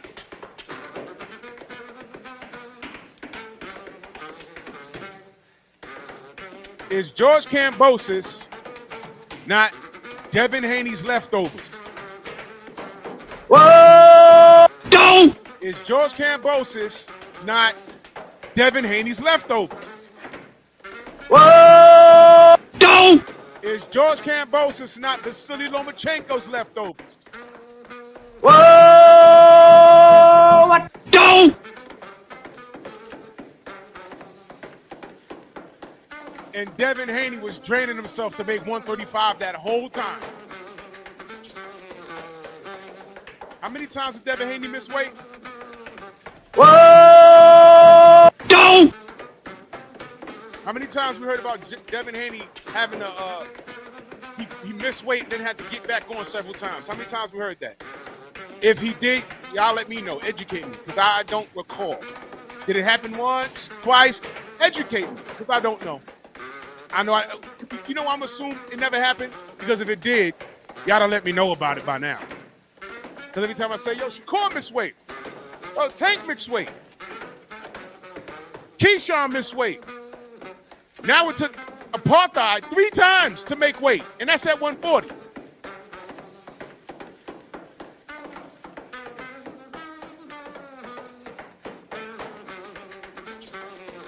Are you YNs unprofessional?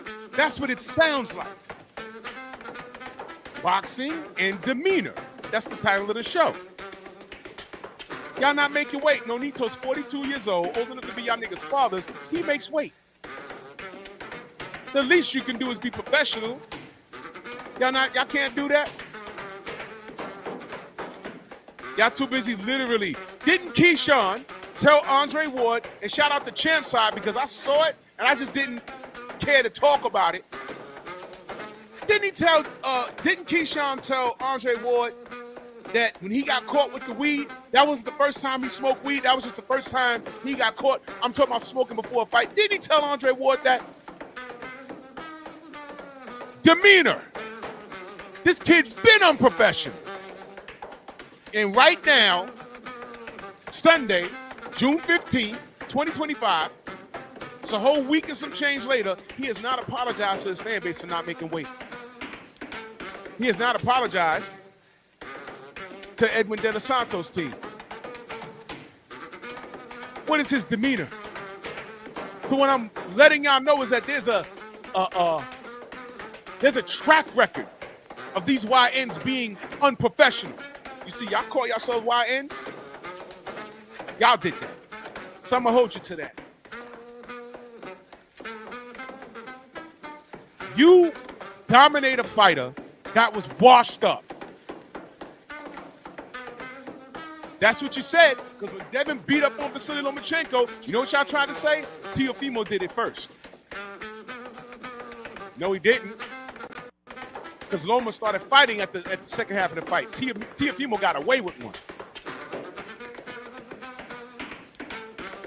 Nobody beat Loma's ass like Devin did. Ask his ribs. I know y'all don't like that. Ain't nothing you can do about it. Devin's a weight bully. Fine, he went to 140. Beat up on Regis Prograis. What does Regis Prograis say? He's a weight bully. Where do you want him to go? He's making the weight on fight at the weigh-in. What are y'all crying for? I ain't got no problem with Apartheid calling out Devin Haney. That's not what this is. Talk your shit. You know why? Because you're on the list. Here's my problem, Apartheid. Here's my problem. Especially me. Because I dapped you up for calling out Teofimo's racist fans. Now I know you FOS. That's an acronym full of ish. Because the second you got a minute, you're doing a selfie with him and you jokingly call him out. And Teofimo, the punani he is, I don't know, and he asked the audience who don't really fuck with him, what do you guys want? They were like, sneaky suspicion, even if y'all dudes have this fight at the Barclays, I'm not a numbers guy, but is that pay-per-view worthy? Is that DAZN worthy? Can you sell out the Barclays? There's a reason why when Tio was supporting a card by himself, it was only at the theater. Because he don't move the needle enough like Tank or Devin to sell out the Barclays. Where's the lie? Because he ain't been there yet. And he's quote unquote from Brooklyn. There should have been a demand for him to be in Brooklyn. That's why he's mad at the monkeys who eat bananas. That's why he's mad. But Apartheid takes a selfie with him, calls him out, joking with him, smiling with him, hugged up with him. But when it came to you talking about Bill and Dev, it was F y'all ninjas. But I heard what you said. And this is why people say, oh man, he called him out. Okay, y'all want to go with that? Fine. Because I read a lot of the stuff on Instagram. Oh, Devin's gonna sue for. You better be careful because you don't said his name and Devin's gonna sue. Y'all like living it down off those jokes? Let me tell you how you're gonna die. Devin put out a list. Let me tell you what's happened with that list since he's put it out. Nothing. Nothing. Boots is taking his ass to 154. Am I lying? Am I saying he's ducking Devin? No, I'm just saying he's going to 154. Because according to Eddie Hearn said, well, he can't make that. In my opinion, and I'll talk about this later, I think Eddie Hearn's lining Boots up to a fight, Conor Benn and Wembley in the lose over there. But that's something else. He's lining Boots up. But nobody said anything. The only person who I feel might say something is Brian Norman Jr. after he takes care of business in Japan. He'll say, all right, you know, me and Devin, we're going to get it popping. All these other dudes, they ain't got nothing lined up. He already ducked $11 million. He was on the list. That fight was almost signed, sealed, delivered. He said no. Apartheid said, I don't know what Tio got lined up. Yeah, exactly. You know why? Where's he going to make $11 million? He ain't going to make $11 million fucking with you. But you know what, Apartheid? I don't know if Turkey sees $11 million in you, but you can ask because you're on the list. You're on the list.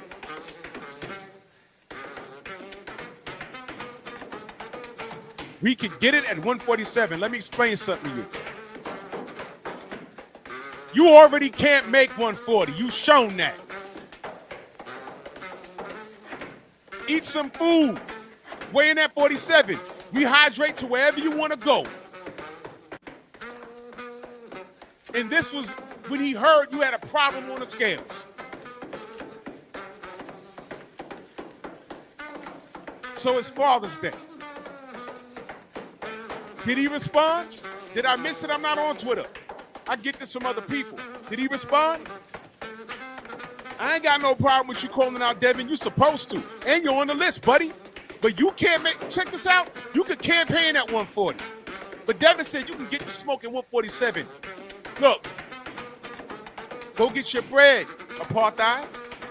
Go get your bread. You can always come back to 140. I mean, you and Teofimo, y'all got beef allegedly. And ain't there a belt between y'all? Y'all can't seal that deal because you said Teo don't know what he's doing?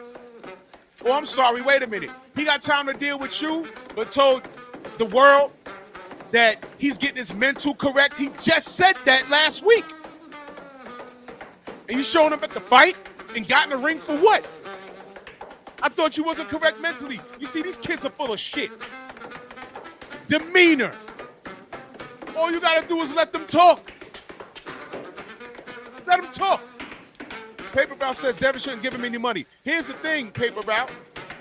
It's not his money. It's Turkey's bread. You know, with the 18x18 ring, I'll talk about that shit tomorrow. Y'all have everything. All the excuses are removed. Apartheid. To your female, Tank, you're getting a smaller ring now. Y'all signing petitions for no running, yet Turkey heard you. It's a smaller ring now. So money's not an excuse. Ring's not an excuse. What else? What else you can think of? And I'm going to tell you something else. Because I'm looking at the list. A lot of people on that list ain't got shit lined up. Bill's phone hasn't rung. Devin's phone hasn't rung. No one has hit up Turkey and said, yo, I got next. Nobody. The only person that got something to do is Brian Norman. Boots left and went to 154. Please, enlighten me. Has anybody else? Did I miss it? Educate me. Did I miss it? So now you got a smaller ring. What's the problem now? We're talking about the ring. Did you hear Devin say anything about the ring? Did you hear Bud say anything about the ring? They started body testing Bud already. Did you see that? Question, when did Bud pop dirty? My boy earlier was saying, oh yeah, because of the Victor Conti shit. No. How many snack athletes pop dirty using a snack product? That's the question. Not whether the snack athlete popped dirty, but the snack athlete that popped dirty because of the snack product. Go. Give me a list of names. Give me one. There is an athlete on that was with snack that popped dirty, but it had nothing to do with the products they were using. They were using some other shit. So try again.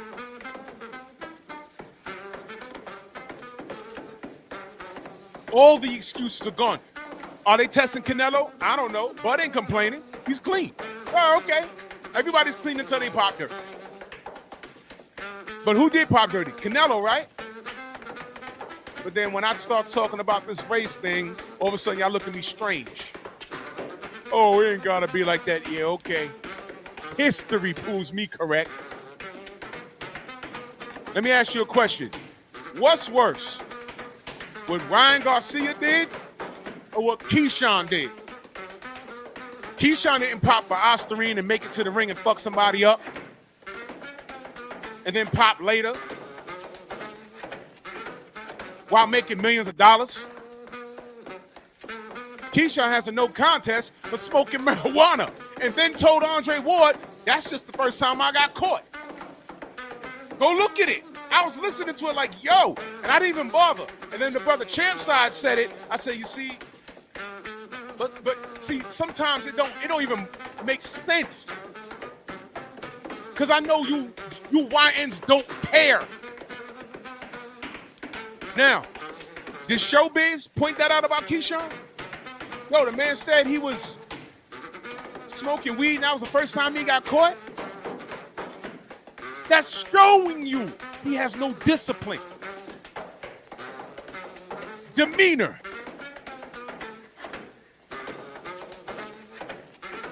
And then he fuck around and not make weight.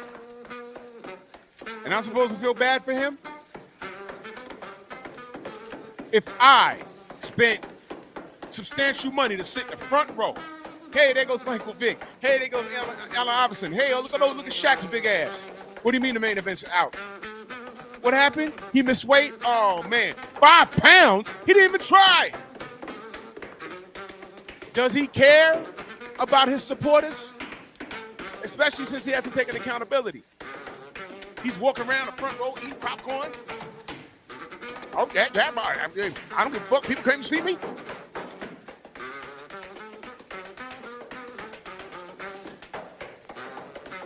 You don't respect my dollar that I'm spending to make you a millionaire. You see, you gotta understand, y'all. When you support these fighters, do you not support their success? When I went to go see Errol versus Bud in Vegas, I bought the pay-per-view for 3 homes, got on a plane, booked the room. Well, we had a timeshare. Me and 4 of my boys, we shared a timeshare in walking distance of the event. Bought my own ticket because I want Bud and Errol, being at the end of the business that they're in, I want them to make as much money as they can. We still don't know what kind of shape Errol's in because Bud probably beat him worse than the car accident did. We don't know because we haven't seen him yet. And I'm being serious. And if that is indeed his last fight, I hope I contributed to the millions of dollars so he ain't got to worry about feeding his family. That's how I view this. The least I can ask for is for the fighters that I support is to be clean, train hard, and respect my dollar because I'm a working man. And thank God for social media because I can tell you what I think about you. And my thoughts and my opinions are based off of what you do. Now I'm looking at Keyshawn and I'm disappointed. I ignored 3 things that he's done prior to this. I said, oh, he said that? Okay, I'm gonna ignore that. Oh, he said that? I made mention of it? I'm gonna ignore that. Oh, that shit with Ryan Garcia? Him and Shakur and Ryan? Oh, boy. I'm gonna ignore that. No, I didn't ignore it. I took it and I put it in the chamber. Now that melee, he didn't even bother to make weight. Then he goes trying to jump Albright, him and his family. I'm supposed to ignore that? Get out of here, bro. That's it. I'm done with the kid because he doesn't give a fuck about you. And it said so in that tweet. We doing this for us, not our people. What the fuck you mean? Or the people that wanted their money back because your ass couldn't make weight? Have you apologized yet? No. All of these kids are doing it. And now you got apartheid, because I refuse to call them Africa. Richardson apartheid Haitians taking a selfie with Teofimo. Instead of saying, nah, we gonna fight next. He said, no, I want it next. Oh, y'all cool now. You was just at the Fatal Fury at the Palladium, and you was talking your shit, and I went up in there and dapped you up, man, because you was standing on business. And I said, thank you. To this last night, but I know you YNs, and you old niggas with a YN thought process. The enemy of my enemy. Y'all are not on code for nothing. That's why I don't fuck with niggas like that. That's why I don't fuck with Keyshawn. That's why I don't fuck with Tank. Because all of you are out your goddamn mind. You have zero connection to your community and your ancestors. Motherfuck all of you. Then I look at Devin. Let's see. Youngest undisputed champion, draining himself to make 135 all these years. Never missed weight. Wanted all the smoke. 135, all those belts moving around. And your favorite fighter didn't step in and say, hey, I'm taking all of it. He didn't do anything. He said, I'm going to fight Hector Garcia and Ryan Garcia and make millions of dollars, and I don't care about no belts because belts just collect dust. Meanwhile, George Kambosos is doing the work. Lomachenko trying to do the work. Devin Haney cleaned up all the work. And Melo Yellow standing there taking your money. And on the way out, now he has to rematch a guy he was supposed to mollywop. And then he's still going to give you Jake Paul. And that's your face of boxing. Get out of my face. You take mediocrity and say it's excellent. That's why you're not qualified to talk to me about this sport. You're disgusting. And I know that. And you're uneducated. I know that. I had that kid come up here and say, plead your case. You're defending Tank, and then when I close all the doors on you, you say, well, I don't really, I'm not a Tank fan like that, so why are you talking to me? Oh, you just wanted to talk to me.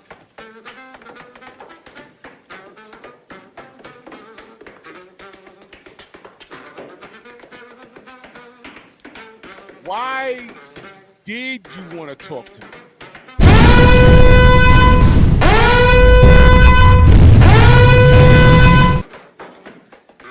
There it is. I'm gay. Gay, like super gay. Like one down here, one here, one here, one here gay. I thought you knew that.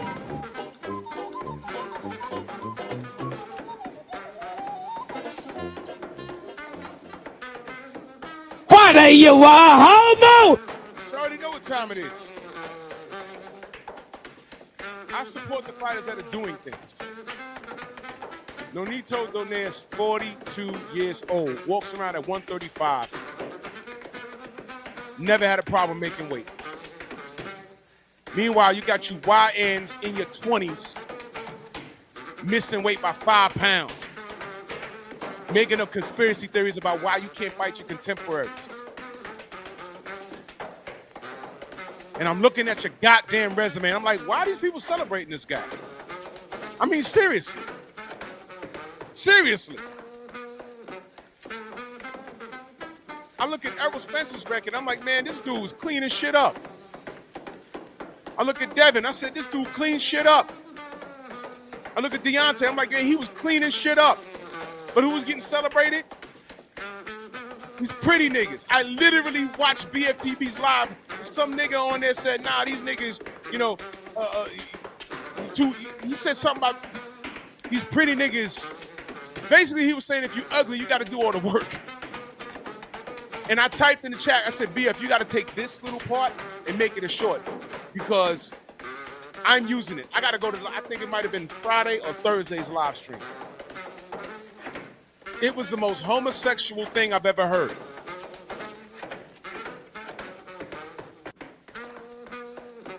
You're gonna love my nuts. It was bonkers. I was like, what? Did I just hear that? Yeah. You goons are not qualified to talk boxing with me. If this was the 70s, y'all would be in the disco. Dancing to this dude named Sylvester. You make me feel body real. You make me feel. Looking ass. You're disgusting. This dude really said that. And he wasn't playing. Come on, chameleon. Looking ass niggas. Boy George looking ass niggas. Prince with the ass out looking ass niggas. Speaking of niggas, Richardson apartheid started up there and N-bomb crazy.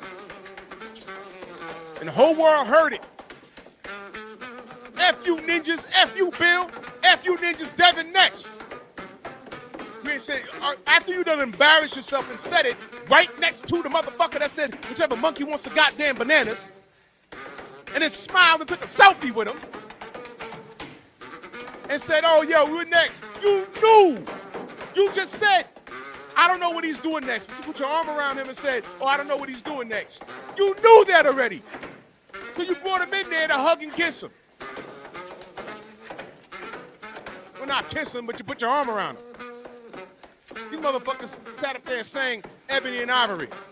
Ebony and Ivory live together in perfect harmony. Side by side with my piano, keyboard. Oh, Lord, why don't we? You motherfuckers.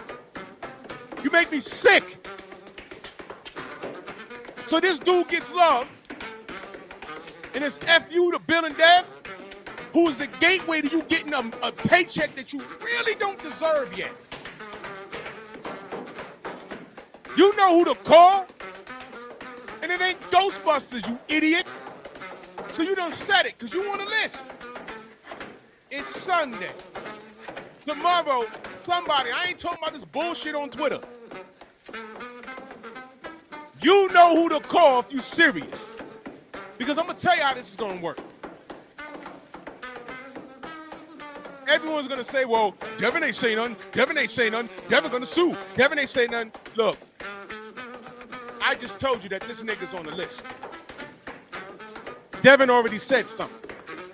Now you done said something and the world is echoing it. All the Haney haters, they busting their pants and all kinds of weird shit. Now that you said it, the next thing I should see on Twitter, a screenshot of you, I sent them a offer, or I contact Turkey, or Turkey, what's up? And we can get it popping, because I want the fight. Do you want it? Or are you pump faking?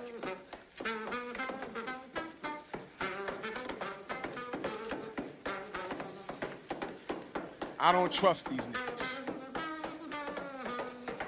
I heard Tim Bradley already reneged on what he said. I didn't see it yet, but I was listening to the general this morning. I heard Tim Bradley backed off. That's true? I think I heard the general, because I was moving around. Did the general say that? He was double talking, triple talking. Oh, nah, I'm just trying to reach out. I'm just trying to help. No, nigga. You said ain't nobody scared of Devin, and you made reference to coming out of retirement and giving him some work. Bill said on Drew Titan's show, he said this. Breaking news, nigga. We got money for him. And now you just reaching out trying to give advice? Okay, it's a duck. They say everything but what? Fight.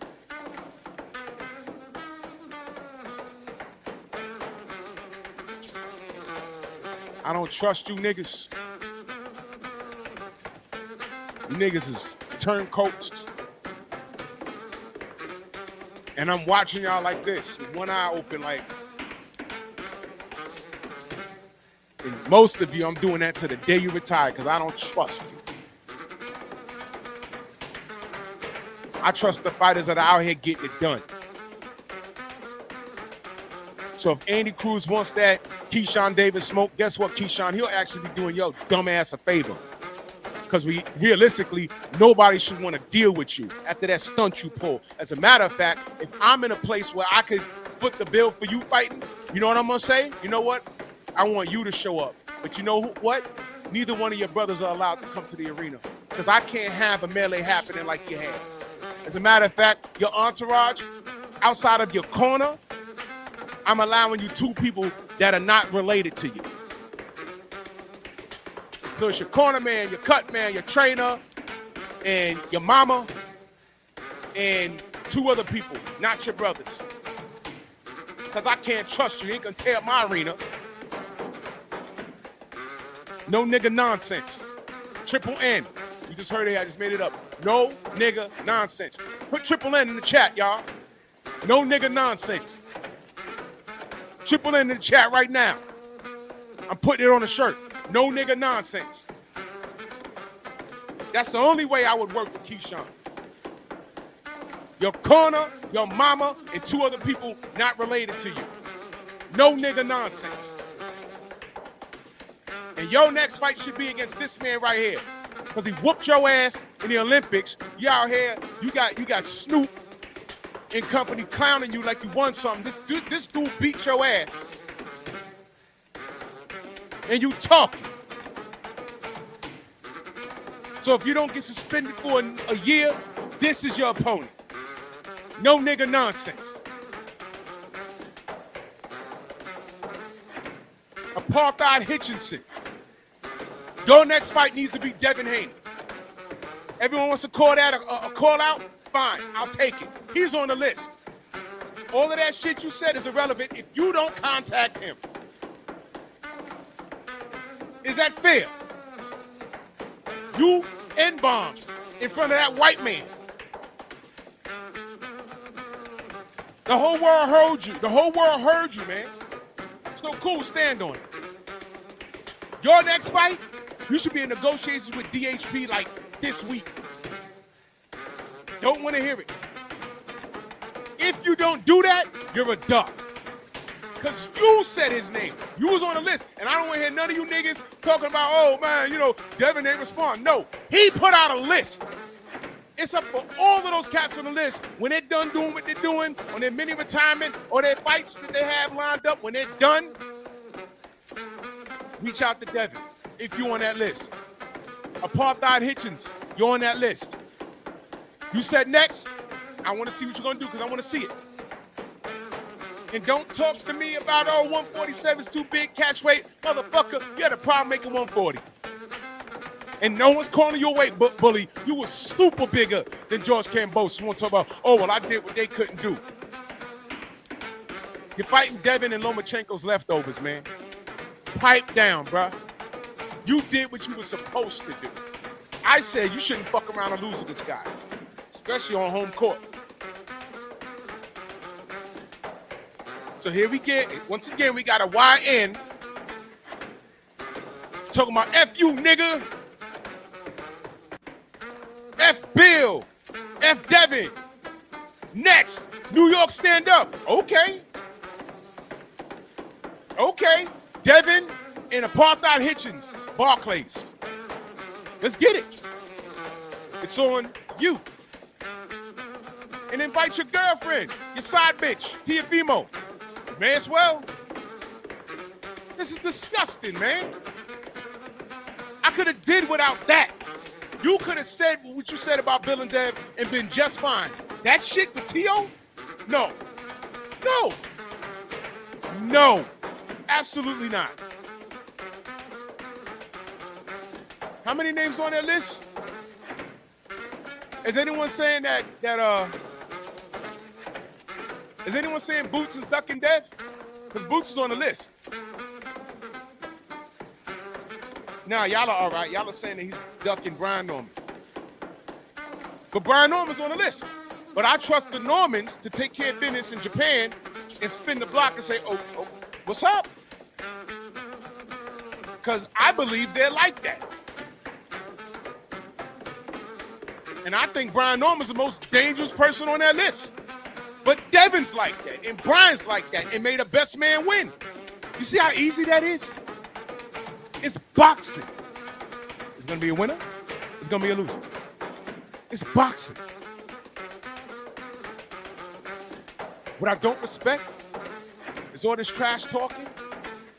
And then after 8th period, go outside and look for the smoke, and this nigga's halfway to the bus stop, running. It's like, nigga, I'm going to see you tomorrow.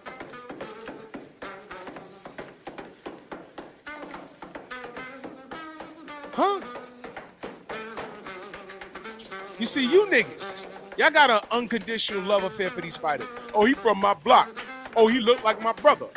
Oh, he looked like this, and oh, I like his hair and his braids, and he wears chrome hearts. I don't care about any of that. The day I root for an athlete because of how he dresses is the day my wives leave me. They were like, ew, nigga, because he wears chrome hearts? You support this? Okay, well, what? What else does he do? Let me get this straight. You like him because of his hair? Listen to what I said. You YNs watching. You like him because of his hair? You like him because he wears chrome hearts? Wait a minute. If you got a pair of chrome hearts, what's the difference between you rocking it and him rocking it?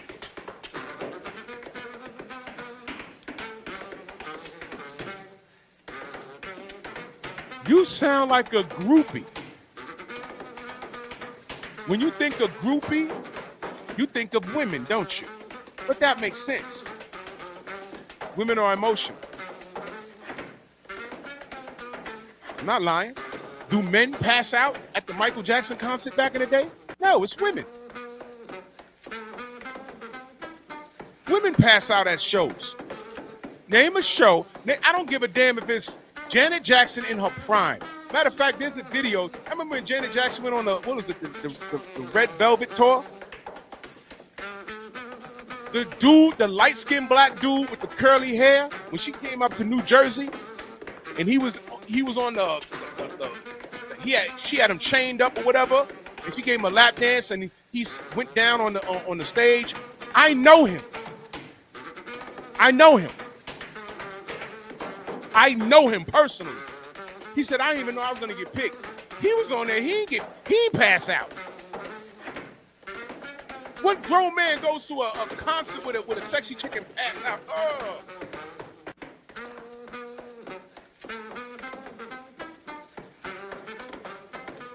You YNs are talking about braided hair. Look. You don't like Andy Cruz braided hair? Or he's not your type? He's too dark? He don't speak English? That's a good braided cut, right? Is it not? What? I'm sure he can afford chrome hearts. And he whooped homie's ass last night. That wasn't exciting? Because we all like to be excited now, right? Kevin's boring. That was a pretty good event last night, right?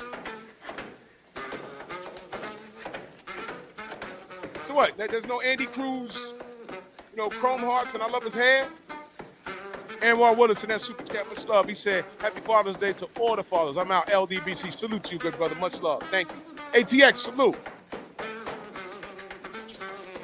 I don't understand. Tattoos. Y'all niggas talking about tattoos and gear and braids in your hair. You guys sound like women. You know what I like? A fighter that comes in the game and says, I want all the smoke. There was an Australian dude, I think he was like Tongan or whatever, heavyweight. He had long braids. He's light-skinned. He's right up y'all niggas' alley. He caught a knockout. First round. I said, okay, I'm going to keep my eye on him. I didn't see enough to say he's the next big thing, but he's an Olympian. Yo, what was his name? It began with a T or something. But he caught a knockout. I said, good job. I'll keep my eye on him. I forget his name. Y'all don't like that? He's red bone. Long hair. He got that good hair and the cornrows. You don't like him? He ain't got enough tats?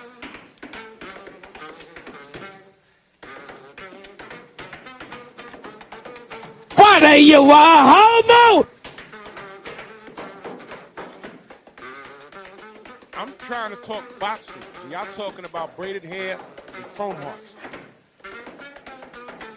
What are you, a homo? You guys are filthy animals and you're disgusting.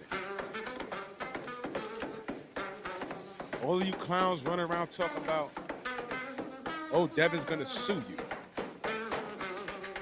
You know what I asked him?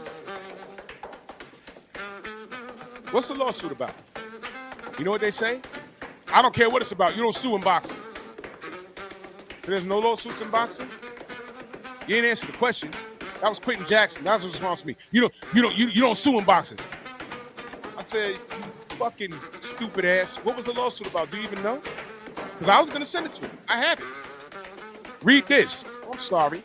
Wanderlei Silva with a steroid shin done kneed you in the face in Japan several times because he was juiced to the gills, knocked you out twice. So you probably can't read.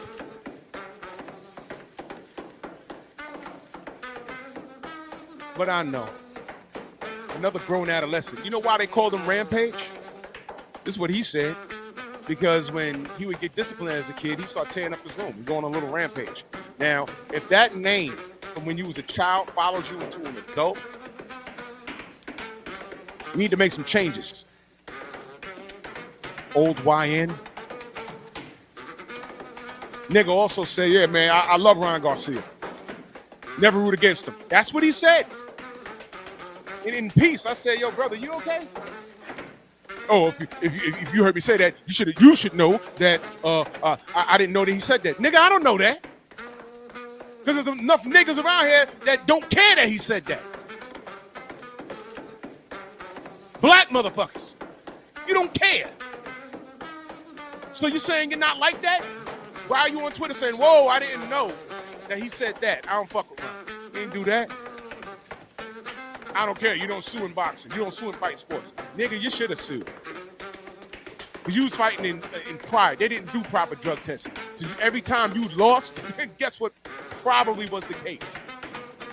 Dummy.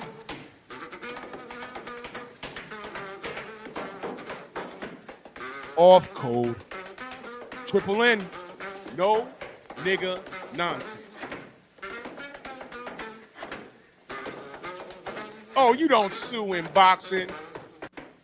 Get it back in blood. Okay. Devin said, I want the rematch. Who said no? Ryan said no. And then everything turned into shit. Props dirty. Oh, it wasn't enough. I can't unsee the left hook. Okay. Breach your contract, stupid. Did you read it? No. BF did a whole live on it. Bill sent me it. And I'm reading like, first of all, you can't sue anyone for beating you in a boxing match. You can sue them for the events surrounding it. Case in point, no suing in boxing. Ask Victor Ortiz what happened between him and Floyd Mayweather. And Floyd Mayweather two-pieced him, and people hated that. The way he two-pieced him and won. But he sued him for the headbutt and won. No suing in boxing, though, right? Shut up. Yeah. Shut up! So these be athletes that don't know shit.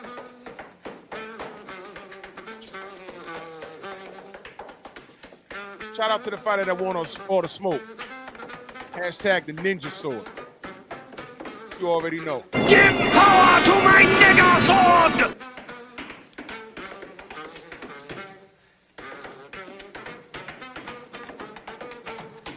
This kid, Apartheid Hitchens, shook my hand and dapped it up.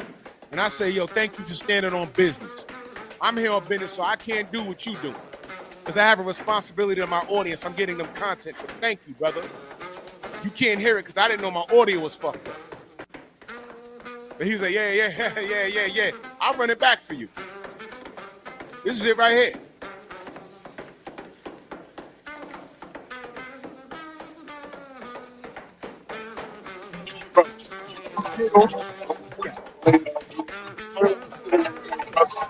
Lay them down. Good. I'm thanking him for standing on business. This is at the Fatal Fury presser at the Palladium. And the whole time he was screaming at Teofimo, calling him a racist. It was only him and his other boy.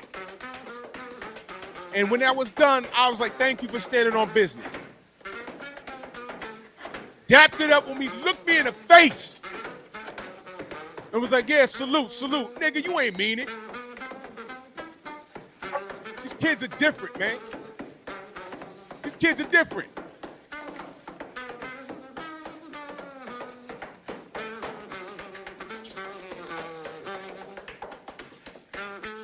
All of you are strange. Yeah, Sugar Free, he was screaming at him and all kinds of weird shit. It's weird shit now because now I see he don't mean it. But you know what, bro? You done called out Devin. Follow through. That's all I'm saying.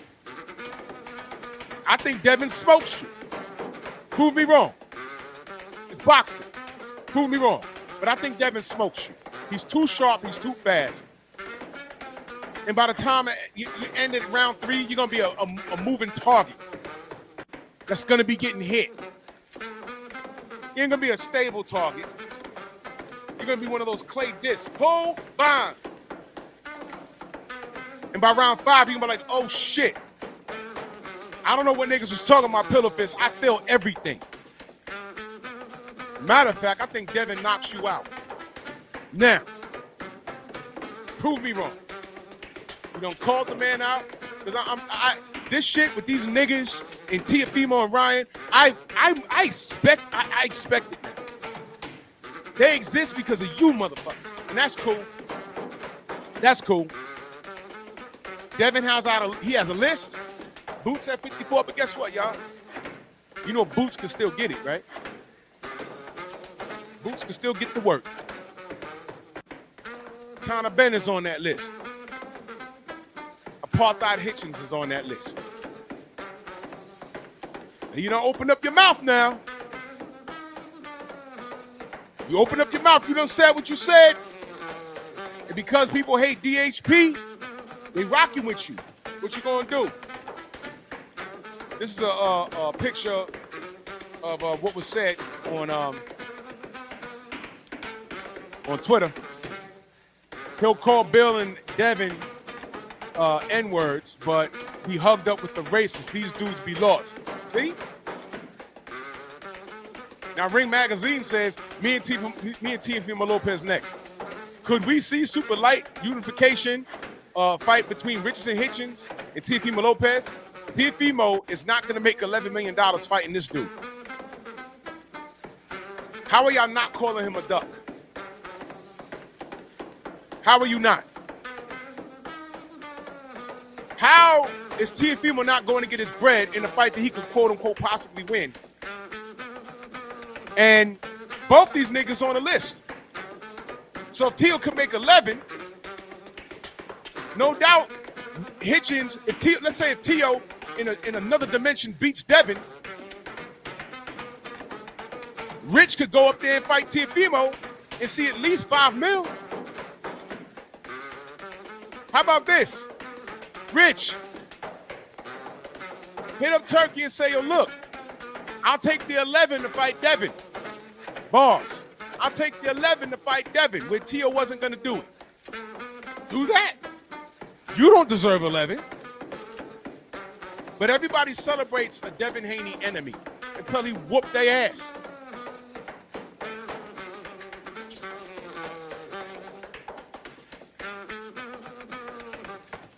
Oh, Apartheid don't want to fight Teo because he's too busy glazing on his racist ass. Y'all Negroes got no morals. Fight your brother, but won't fight the dude sending bananas to black people. There you go. And Devin responds, because it ain't about boxing, like I told y'all. Why is it that Devin Haney is like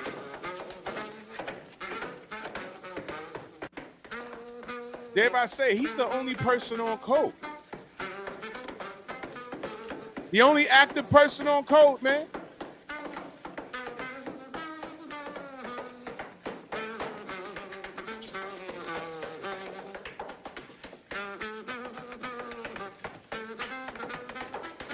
I gotta remind y'all.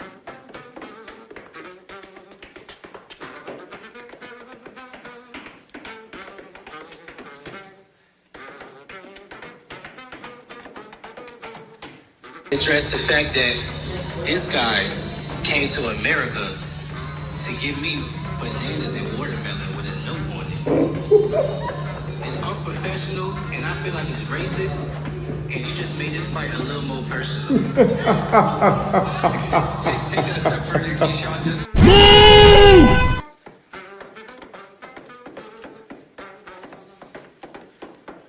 in the 140-pound division. A couple of the title holders that are out there right now. Teofimo Lopez here, watching this fight from ringside. What do you want to do next? I want the big fights. After my last fight, I called Teofimo out right away. Obviously he got other plans, so I don't know what's next. But I'm looking here at the camera. Devin Haney, fuck you, Nick. Let's fight. Devin Haney next.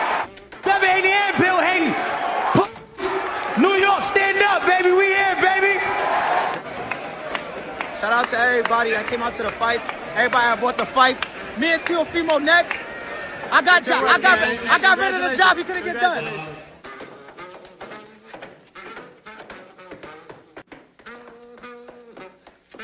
Sending bananas to motherfuckers, bro. You kids are the absolute worst, bro. You kids are the absolute worst, man. I don't respect you. I don't like you. I don't trust you. And that's why I be saying, yo, stay the fuck away from me, man. For real. I'm dead serious, bro. Yeah, Kudo, I'm definitely like, New York, stand up. Nah. No. I could have went to that shit last night. I didn't go because I had a feeling. I said one or two things is going to happen. Either he's going to fuck around and lose, or in a winning effort, he going to say something stupid. And I was right. He said something stupid.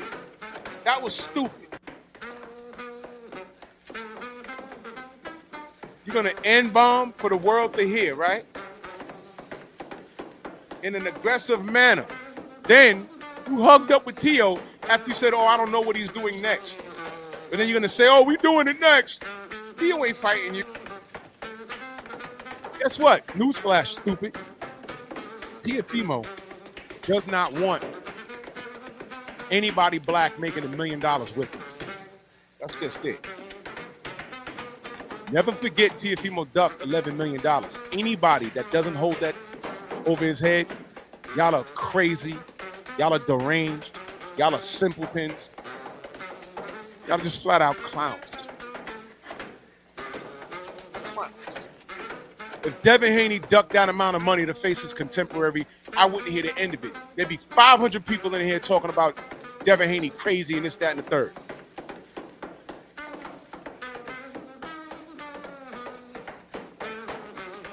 There's a lot of people that don't come around no more. Well, the majority of them are blocked. But y'all saw Victor show up here, right? How funny, because every now and again,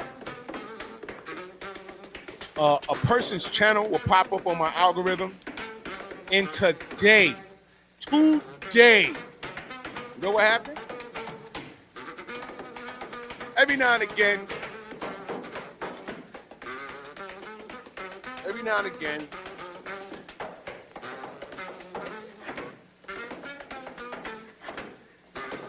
this ain't even Photoshop. This nigga cool. Fuck out. Every now and again, God will throw something at me and say, hey man, check this shit out. So some channel pops up that I'm not that I'm not familiar with. And in the icon, the dude, this guy was live. And I don't know homie. I'm not talking bad about him, but you know what made me click on it? Because I did like a double take. I looked and I said, that's Victor. Now, I don't know this guy's channel at all. But I took a picture with my phone. I said, oh, okay, he's alive. Starting to worry. Don't come around no more. You saw what he came in here and said. He still bigged up Tank. You know, you haven't seen him since the Lamont Roach debacle, right? By the way, what's the date on the Lamont Roach and Tank Davis rematch? Anybody? I guess my point is, cats are going where it's comfortable. They go where it's comfortable. And you're nervous. And you guys better hope your boy wins. I'm detached from it.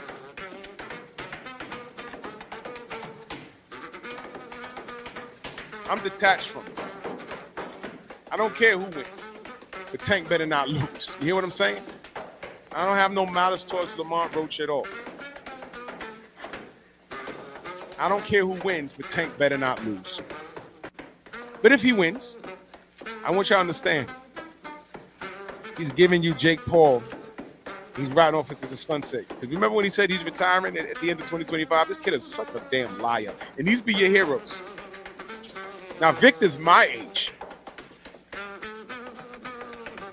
What was he doing talking about his style of dress and his hair? Victor's my age. Good night. Hey, bro. Moses Atuma versus Dogface Billy and White.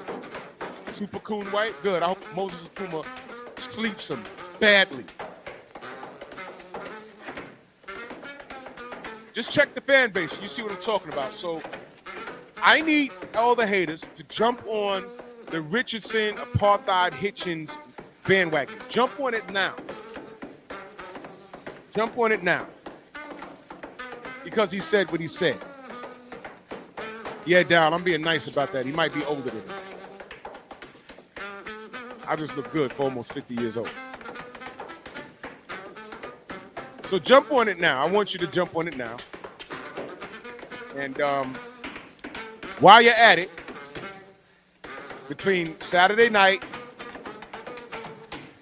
and, between the 14th and just count down the days. Remember we did this with Super Del Matias?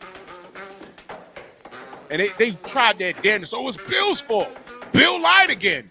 What? He said he was talking to his team. I said, well, who's Peter Khan? Well, Peter Khan's not on the team. Bill called in the Boxing Voice that morning. After Bill came to my live stream and said, we reached out to Super Del Matias. We got all hype. Then they said, whoa, Peter Khan ain't involved. I said, okay. We didn't know that. He called the Boxing Voice that Monday, or was it Tuesday? I forgot. When Matias' team was there, he said, okay, I'm talking to the right people now. What's up? They told him, we'll get back to you in 2 weeks. That was like January of 2024. You remember that? And you remember my little countdown? It's the longest 2 weeks in the history of man.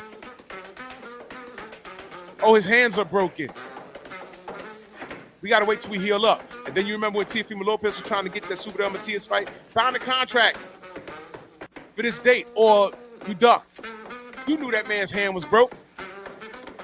So DHP was like, all right, cool. When you heal up. Oh, Bill, we'll fly you out to Arizona. Man, we got Zoom. I ain't got to go over there to get this shit done. What are y'all talking about? Get out of here. They ducked. And then he fucked around and lost to Liam Paro. I'm telling you, this Haney curse. I'm telling you, man. He got Liam Paro problems. Requete. So there goes that. And I ain't got no beef with Super Del Matias. I'm just saying that's what happened.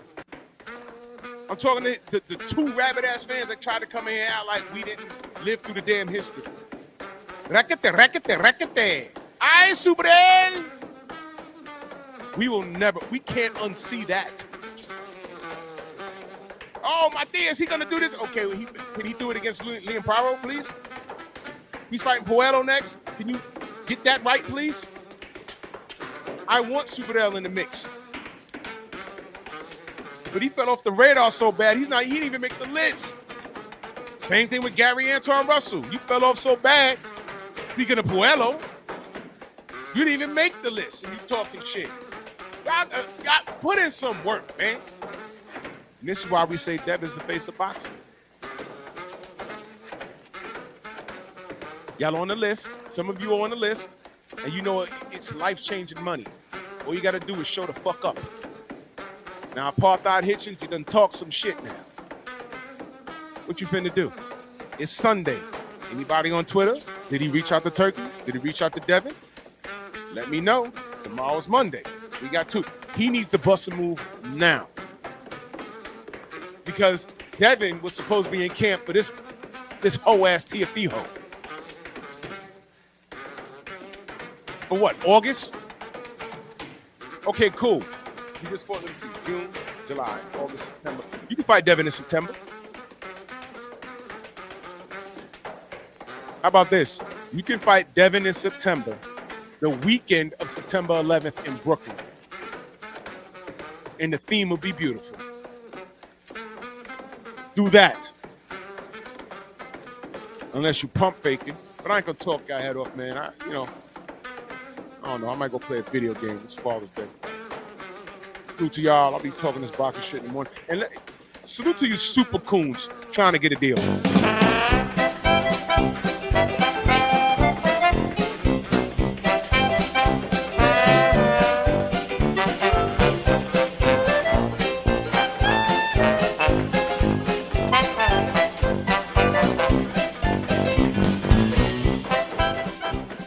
Nigga! I hate every last one of you. That's on Jesus.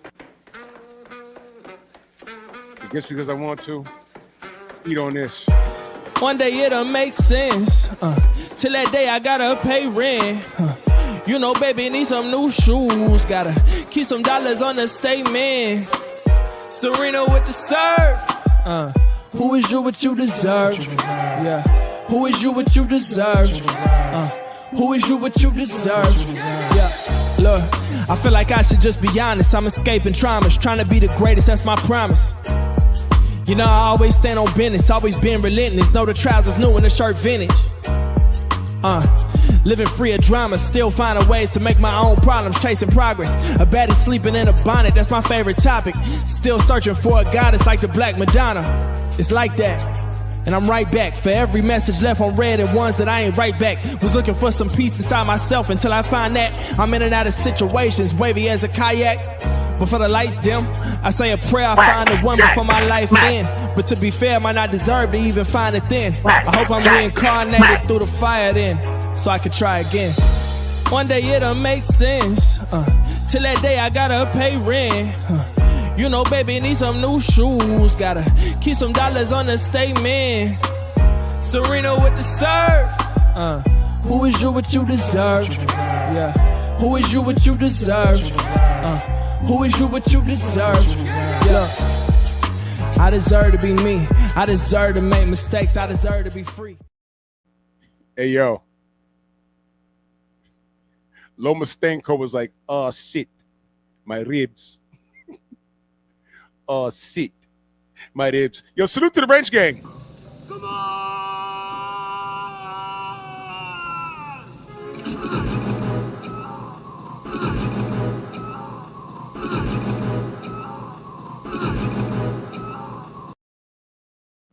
I'll catch y'all in the AM, man. Bronx on deck. Move! Why are you gay? Who says I'm gay? You are gay.